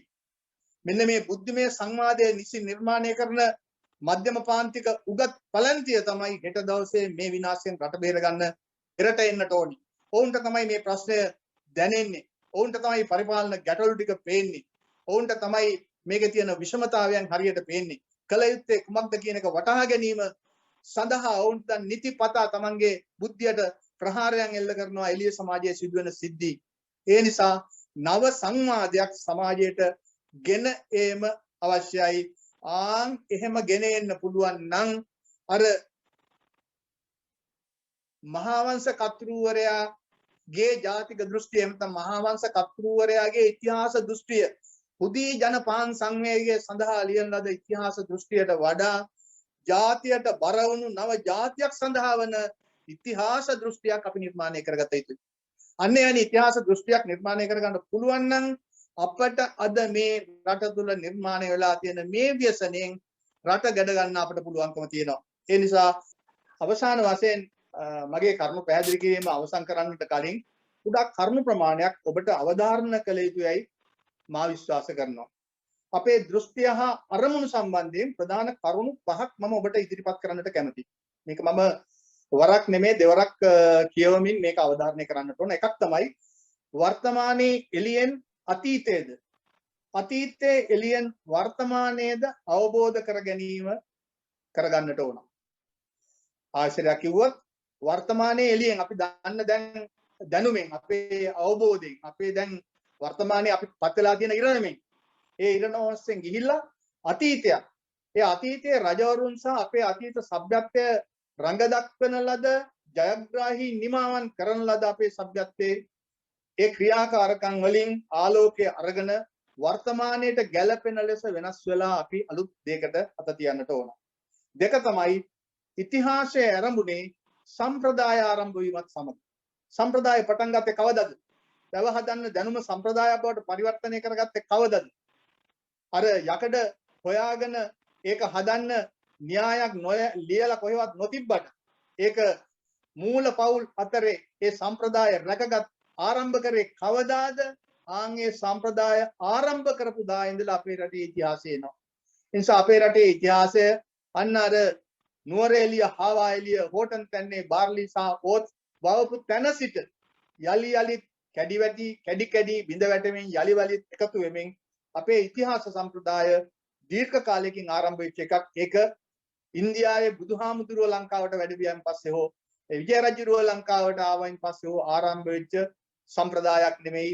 ඊට වඩා විශාල සම්ප්‍රදායක්. ආන්නේ සම්ප්‍රදාය ආරම්භ වුණේ කවදාද? ඉදා සිට අපේ ඉතිහාසය ආරම්භ වෙනවා කියන නිගමනයට අපි එන්නට ඕන. තුන තමයි ඉතිහාසය කියන්නේ මාලිමාවක් නෙවෙයි. ඉතිහාසය කියන්නේ ගමනේ රේඛා සටහනක් නෙවෙයි. ඉතිහාසය කියන්නේ ගමනේ රේඛා සටහනක් නෙවෙයි. ඉතිහාසය කියන්නේ අනාගතයට යෑම සඳහා එතන ඉදිරිය ගමන් කිරීම සඳහා එහෙමත් නැත්නම් අනාගතයට මඟ පෙන්වීම සඳහා උපයෝගී කරගත යුතු උපකරණයක් තමයි මාලිමාව. අපේ මූදේ යනකොට මාලිමාවෙන් රේඛාසනක් මුණට අන්නේ මේක මේක මාලිමාවක්. ඒ මාලිමාව හරියට තේරුම් ගන්නට ඕන. ඒක ඉතිහාසයේ රේඛා සටහනක් හෝ කටු සටහනක් එහෙම නෙවෙයි. හතර තමයි හොඳට මතක තියාගත යුත්තේ යුග පිරිහෙන විට සියලු ආකල්ප පුද්ගලබද්ධ වෙනවා. යුගයක් අලුත් යුගයක් සඳහා තත්ත්වයන් වාස්තවික තත්ත්වයන් මෝරන විට ආකල්ප විෂයබද්ධ වෙනවා. දැන් අපි මේ අද කතා කරන්නේ විෂයබද්ධව. පුද්ගලබද්ධව නෙවෙයි. හැබැයි අපි පහුගිය කාලේ මහා රජවරු ගැන කතා කරා. මහා රජානවරු අපි හැදුවා. ඒවා අහවලාගේ සංකල්ප කියලා මෑත කාලේ අපේ සංකල්ප වලට අයිතිකාරයෝ ටික දෙනෙකුත් හිටියා. අහවලාගේ සංකල්පයක් තමයි මේ අධ්‍යාපන ප්‍රතිසංස්කරණ සිද්ධ වෙන්නේ.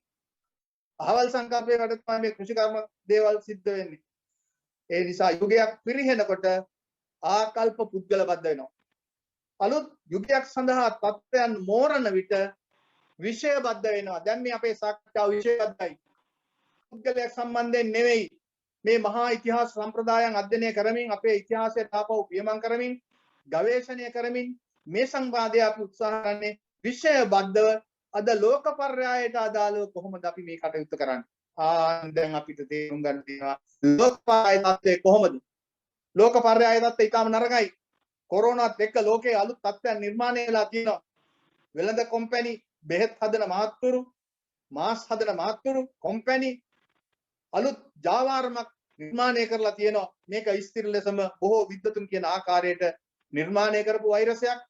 ජනගහන පාලනය සඳහා ලෝකේ වරින් වර කාලෙන් කාලේ යුද්ධ නිර්මාණය වුණා. හැබැයි දෙවන මහා සංග්‍රාමය හැටියට අපි හඳුන්වන යුරෝපා යුද්ධයෙන් පස්සේ දෙවන යුරෝපා යුද්ධයෙන් පස්සේ වෙනි විශාල යුද්ධ උදාහරින්න බැරුව ගියා.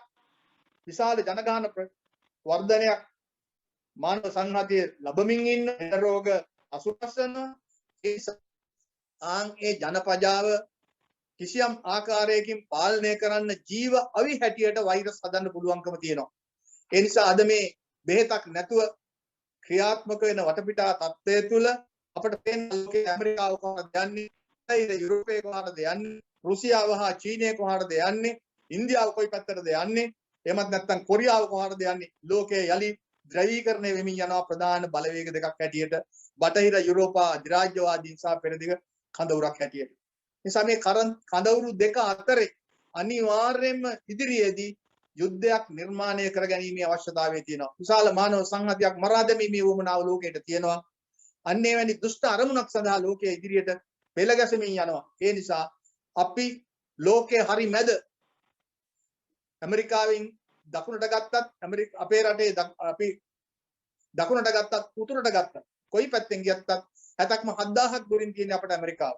ඒ නිසා ඇමරිකාවට ලෝකේ වටලන්න උතුරෙන් ගත්තත් දකුණෙන් ගත්තත් අනිවාර්යයෙන්ම ලංකාව තීරණාත්මක වැදගත්කමක් තියෙනවා.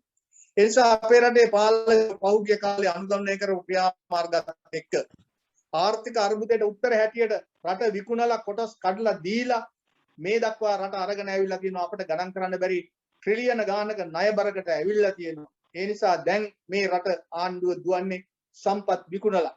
මේ ආණ්ඩුව පමණක් නෙවෙයි පැරණි ආණ්ඩුවත් සමස්ත රාජ්‍යයම 1953 ඉඳලා ණය අරගෙන ණය බර වැඩි වුණායින් පස්සේ අද දුවන්නේ එවැනි අමාරු තැනකින්. ඒ නිසා චීනට හම්බන්තොට වරාය, ඉන්දියාවට කොළඹ වරාය, පෝට් සිටි එක චීනට, තිරුකුණාමලේ වරාය ඇමරිකාවට, එහෙමත් නැත්නම් තව කාට හරි මේ වගේ භූගෝලයේ අපේ රට කෑලි වලට කඩලා උගස් තියලා විකුණලා සල්ලි අරගෙන තමයි අපිට අද බඩු ගෙනල්ලා දෙන්න පුළුවන්කම තියෙන්නේ. මේ මගේ යන්න පුළුවන්කම තියෙන්නේ ඊටාම කෙටි කාලයක් පමණයි.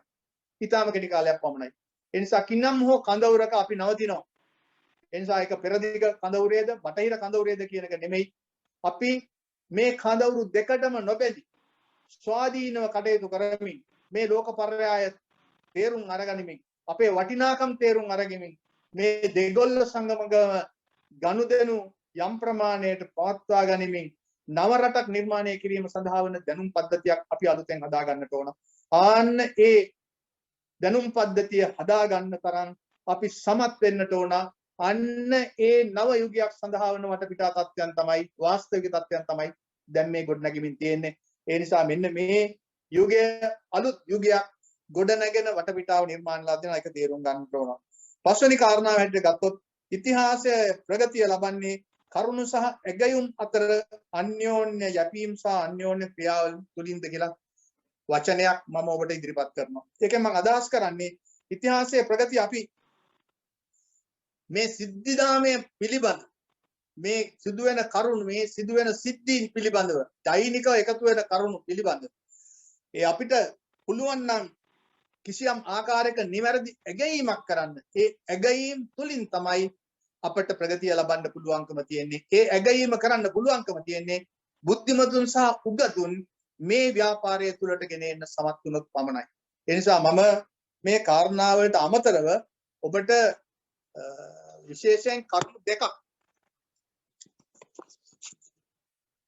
කරුණු දෙකක් ඔබට අවධාරණය කළ යුතු තියෙනවා. වටහාගත යුතු කාරණා දෙකක් හැටියට මම මේ කාරණා දෙක ඔබට ඉදිරිපත් කරන්නේ. 1863 දී අභ්‍යන්තර සිවිල් යුද්ධයේ ජය අරගෙන ඇමරිකාවේ ඒබ්‍රහම් ලින්කන් එදා ඔහු ප්‍රකාශයට පත් කරපු ඉතා අගනා අදහස් සාකච්ඡාවට ගන්න. ඒක වර්තමානයේ අපට වටිනවා. ඒබ්‍රහම් ලින්කන්ගේ ප්‍රකාශය තමයි මෙන්න මේ විදිහට තියෙන්නේ. මම මේ උපුටා ගත්තේ පොතකින්. මීට 87 වසරකට පෙර එනම් මම මේ ඔබට පැහැදිලි කර ගැනීම සඳහා කියන්නේ ක්‍රිස්තු වර්ෂ 1776 තමයි ඇමරිකා එක්සත් ජනපදයේ ජෝර්ජ් වොෂින්ටන්ගේ නායකත්වයෙන් නිර්මාණය වෙන්නේ.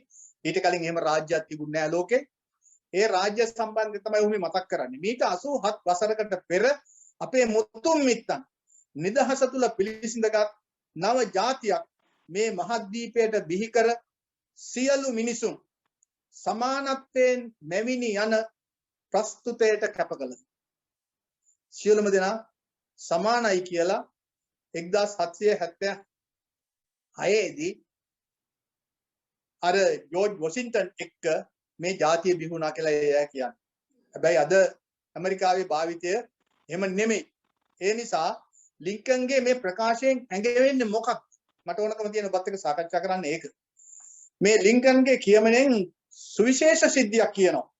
ඒ තමයි මිනිස්සු හිතාමතාමද සවිඥානිකවද ජාතියක් බවට පත් වෙලා ඉන්පසු සවිඥානිකවද හිතාමතාමද සෙසු මිනිසුන් ඒ තුළට ගැනීමට ගත්ත උත්සාහය.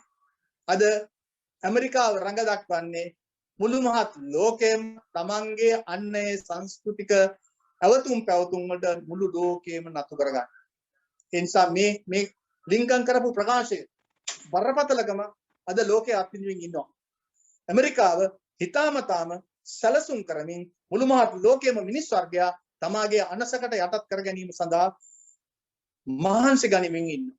ඒ නිසා මේක ලෝකයට අලුත් යහපතක් වෙන්නේ නැහැ. මොකද 1942 පර්ල් වරායට ජපානුන් වැරදිලා බෝම්බ දාලා ඒ බෝම්බ දැමේ ප්‍රතිඵලයක් හැටියට යුරෝපා යුද්ධයට එකතු වෙලා එතුවක් දෙගොල්ලන්ටම අවි ආයුධ හදලා විකුණපු ඇමරිකාව ආයුධ බලයෙන් පෝසතෙක් වෙනවා. ඒ නිසා දෙවන ලෝක යුද්ධයේ අවසානයේටපත් වෙන්නේ එංගලන්තය බංකොලොත් වෙලා අධිරාජ්‍ය විසිරුවා හැරලා පාර්ලිමේන්තු පනතකින්.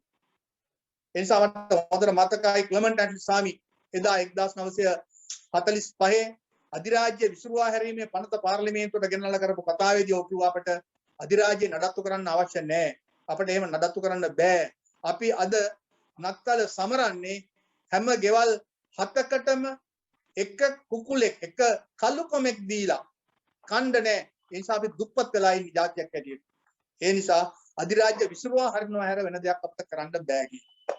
ඒ නිසා ආන්නේ දෙවන ලෝක යුද්ධයෙන් පස්සේ අවිබලයෙන් සහ ආර්ථික බලයෙන් අත්පත් කරගත්ත ශක්තිය ලෝකයට විදහා දක්වමින් අපේ රට ඇතුළු ලෝකයේ බොහෝ රටවලට බහුජාතික සමාගම් මාර්ගයෙන් බලය පතුරවමින් ලෝකයේ ප්‍රමුඛ පෙළගේ සමාගම් 100ක් නිර්මාණය කරමින් වෙනම ආර්ථික ආධිපත්‍යයක් කතපය අධිකාරයක් නිර්මාණය කරගන්නමින් තමයි අද ඇමරිකාවේ ඉන්නේ. ඒ නිසා ඒ ඇමරිකාව අද අනුගමනය කරන ක්‍රියාවලිය අපට අනිවාර්යයෙන්ම නරක ප්‍රතිඵල ඉතා ඉක්මනින් ගෙන එනවා.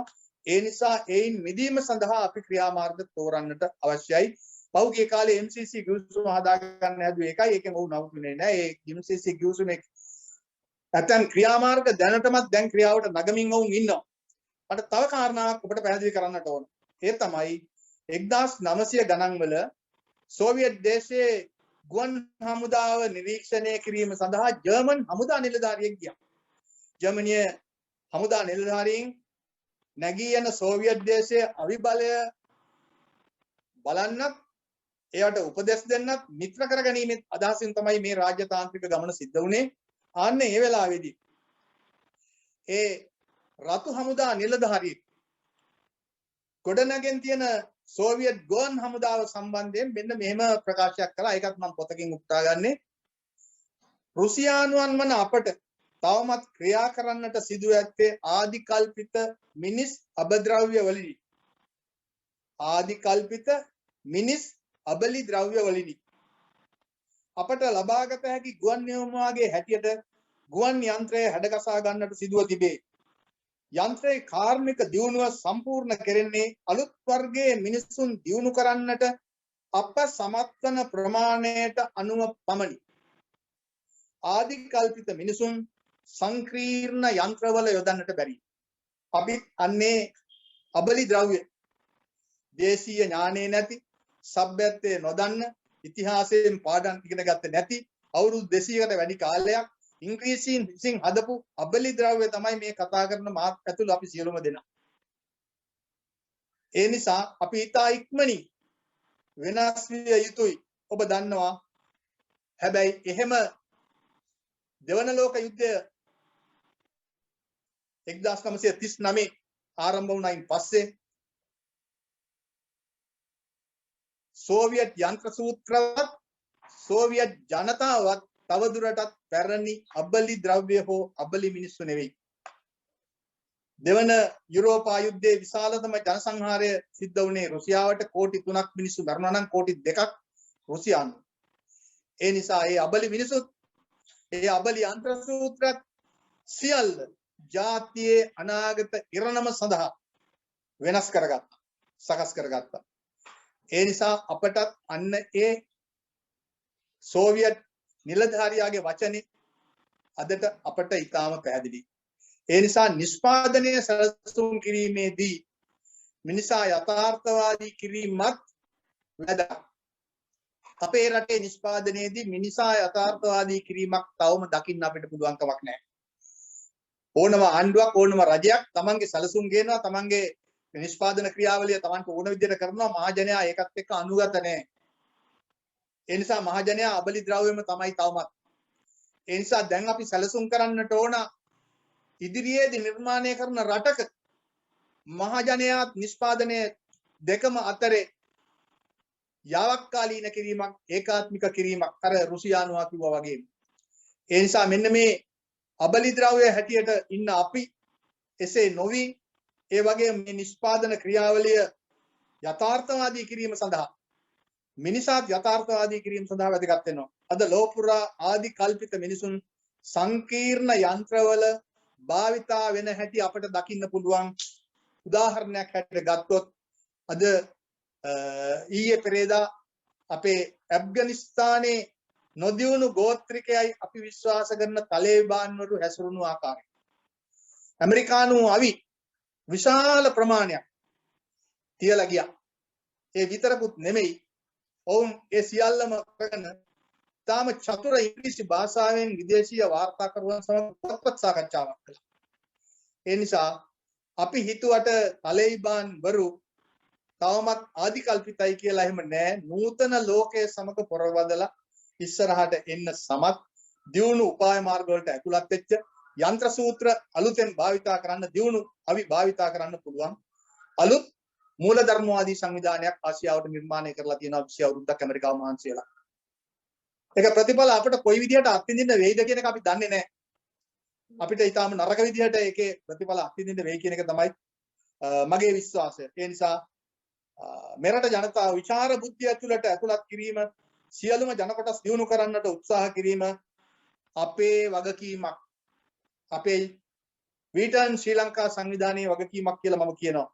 අපේම කාර්මික නිෂ්පාදන වලට ජනතාව උමු කරමින් ඊට හුරු කිරීමක් අපේ දේශනවලට සවන් දෙන ලෙස ඉල්ලා සිටීමක් අපි කළ යුතුව තියෙනවා. ඒ නිසා අප අලුත් නිෂ්පාදන මාදිලියක් සඳහා යන්න මෙන්න මේ ක්‍රමෝපායන් තේරුම් ගත යුතුයි. තවදුරටත් මේ අබලි ද්‍රව්‍ය මෙලෙසම තියාගෙන මේ වැඩේ කරන්න බෑ. නිසා වඩා වේගයෙන් මේ ජනතාව වෙනස් කිරීම සඳහා දේශන මාලාවලට අමතරව ක්‍රියාකාරකම් කරමින් ඒ ක්‍රියාකාරකම් අනාගත නිවැරදි රාජ්‍යයක් ඉටු කිරීම සඳහා ප්‍රයෝජනයට ගැනීම සඳහා මේ මානව අබලි ද්‍රව්‍ය යන්ත්‍ර සූත්‍රවල යොදවන්න තරම් පුළුවන් බවට පරිවර්තනය කරගන්නට ඕන. මෙන්න මේ කාරණාව දෙක අපේ ඉතිහාස සංඥාව ඉතිහාස දෘෂ්ටිය අහිමි වීම හඳුනා ගැනීම දුක හඳුනා ගැනීම තමයි. දුකට හේතුව හඳුනා ගැනීම තමයි. ඒ නිසා මෙන්න මේ කාරණාවත් අවධාරණය කරමින් මම අලුත් වර්ගයේ මිනිසුන් තනන්නට වීටන් ශ්‍රී ලංකා සංවිධානයට ශක්තිය හා ධෛර්ය ලැබේවායි ප්‍රාර්ථනා කරමින් මේ දේශන මාලාව එවැනි කටයුත්තක් සඳහා උත්කෘෂ්ඨ අරමුණක් සඳහා කරන්නක් කියන එක පැහැදිලි කරමින් ඒ සඳහා එකතු වෙන්න සමස්ත ශ්‍රී ලාංකික ජාතියට පමණක් නෙවෙයි සමස්ත ලෝක මානව ප්‍රජාවට එකතු වෙන්නයි ආරාධනා කරමින් අද දවසේ මගේ දේශුම අවසන් කරනවා. බෙහෙවින් ස්තුතියි.